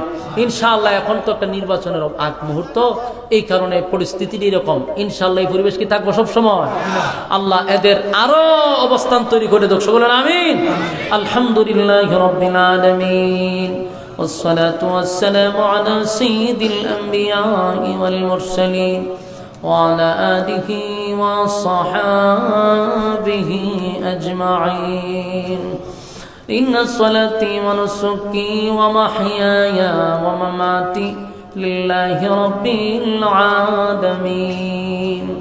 رب العالمين الله গভীর রাত হয়ে গেছে, নুজুলে রহমতের দ্বার প্রান্তে। আল্লাহ আপনার কুদরতি নজর দিয়া তাকান। পবিত্র মাস, দোয়া কবুলের মাস। এই মাসে সাদা সাদা দাড়িওয়ালা মুরব্বীদেরকে নিয়ে হাত বাড়াইছে, কত হাজি সাহেবদেরকে নিয়ে হাত বাড়াইছে, কত নৌজওয়ান তরুণ যুবক ভাইদেরকে নিয়ে হাত বাড়াইছে, ছোট ছোট মাসুম বাচ্চাদেরকে নিয়ে হাত বাড়াইছে। আল্লাহ পর্দার আড়ালে আমার মা বোনদেরকে নিয়ে হাত বাড়াইছে। জাতির শ্রেষ্ঠ সন্তান হযরত উলামায়ে কেরামদেরকে নিয়ে হাত বাড়াইছে। আমি গুনাহগার, নাগান্দা, নাফরমান, নালায়েক, অযোগ্য মুসাফির হালতে হাত বাড়াইছি। মেহেরবানি করে গো জিন্দেগির সব গুনাহ আপনি মাফ করে দেন। বাকি জিন্দেগি যতদিন বাঁচায় রাখবেন, ইহদিনাস সিরাতাল মুস্তাকিম, সঠিক সরল রাস্তার উপরে চলার তৌফিক দেন। যেমনে চললে আপনি খুশি ওইভাবে চলার তৌফিক দেন। চলার পথে শয়তানের ওয়াসওয়াসা থেকে আপনি হেফাজত করেন। আল্লাহ মানুষ শয়তান থেকে হেফাজত করেন, জিন শয়তান থেকে হেফাজত করেন, দুশ্মনের দুশ্মনের থেকে হেফাজত করেন, চক্রান্তকারীর চক্রান্ত থেকে হেফাজত করেন। রব্বুল আলামিন আল্লাহ, গভীর রাতে আপনার মহব্বতের বান্দারা আরামের ঘুম হারাম করে দীর্ঘক্ষণ সময় আপনার এই মহব্বতের বান্দাগুলি কোরআনের কথা শোনার জন্য নরমাল বিছানাতে বসে এখন যাওয়ার সময় ভিক্ষুকের মতো দুইটা হাত আপনার দিকে বাড়াইছে। আল্লাহ বড় আশা লইয়া কিন্তু তারা হাত মোলা বাড়াইছে। একজন মানুষকেও আপনি খালিয়াতে ফিরাইয়া দিয়েন না, একজন মানুষকেও খালিয়াতে ফিরাইয়া দিয়েন না। আল্লাহ বড় আশা লইয়া হাত বাড়াইছে। জীবনের সগীরা কবিরা গুনাহগুলি মাফ করে দেন আল্লাহ। বাকি জিন্দেগি আপনার হুকুম আর রাসূলের তরিকায় চলার তৌফিক দেন রব্বুল আলামিন। এই মজলিসে কত মানুষ তাদের মা নাই, বাবা নাই, দাদা নাই, দাদি নাই, নানা নাই, নানি নাই, কবরে চলে গেছে। শ্বশুর শাশুড়ি আত্মীয় স্বজন ভাই বেরাদর পাড়াপড়শি কবরে চলে গেছে। আল্লাহ যে যে নিয়তে হাত বাড়াইছে আমাদের প্রত্যেকের মুর্দাগানের কবরে সব পৌঁছায়। আব্বা আম্মা যাদের দুনিয়ায় নাই কবরটা জান্নাতের বাগান বানায়া দেন। আব্বা আম্মা যাদের বেঁচে আছে হায়াতে আমলে আপনি বরকত বাড়ায়া দেন রব্বুল আলামিন। অনেক মানুষ অভাবে আছে, অভাব দূর করে দেন। ঋণগ্রস্ত আছে, ঋণ থেকে মুক্তি দেন আল্লাহ। অনেক মানুষ অসুস্থ আছে, আপনি শিফায়ে কামেলা আজেলা দান করেন। শেষ দরখাস্ত, এই মাহফিলটা যারা করছে সমাজ কল্যাণ আলহেরা সমাজ কল্যাণ পরিষদ, প্রত্যেকটা যুবককে আপনি দিনের খাদেম বানায়া দেন আল্লাহ। তাদের এই পরিশ্রমকে আপনি কবুল করেন। এই সংগঠনটাকে এলাকাবাসীর জন্য নাজাতের উসিলা করে দেন আল্লাহ। কিয়ামত পর্যন্ত কবুল করে নেন। টাকা পয়সা দিয়ে সাহায্য সহযোগিতা যারা করছে সকলকে দেওয়ার তৌফিক দেন। ওয়াদা যারা করছে দেওয়ার তৌফিক দেন। শেষ দরখাস্ত আল্লাহ, আজকের এই মাহফিলে আমরা বসছি, তামাম পৃথিবীতে এই মুহূর্তে মুসলমান লাঞ্ছিত অপমানিত আল্লাহ। আমাদের মুসলমান মা বোনদেরকে হেফাজত করেন আল্লাহ। আল্লাহ সুদানের মুসলমানদেরকে হেফাজত করেন আল্লাহ। উইগুরের মুসলমানদেরকে হেফাজত করেন। বাংলাদেশটাকে ষড়যন্ত্রের হাত থেকে হেফাজত করেন আল্লাহ। যা বললাম যা শুনলাম নবীজির জুতার ধুলার বরকতে দোয়ারে কবুল করেন। سبحان ربك رب العزة عما يصفون وسلام على المرسلين والحمد لله رب العالمين آمين برحمتك يا أرحم الراحمين. السلام عليكم.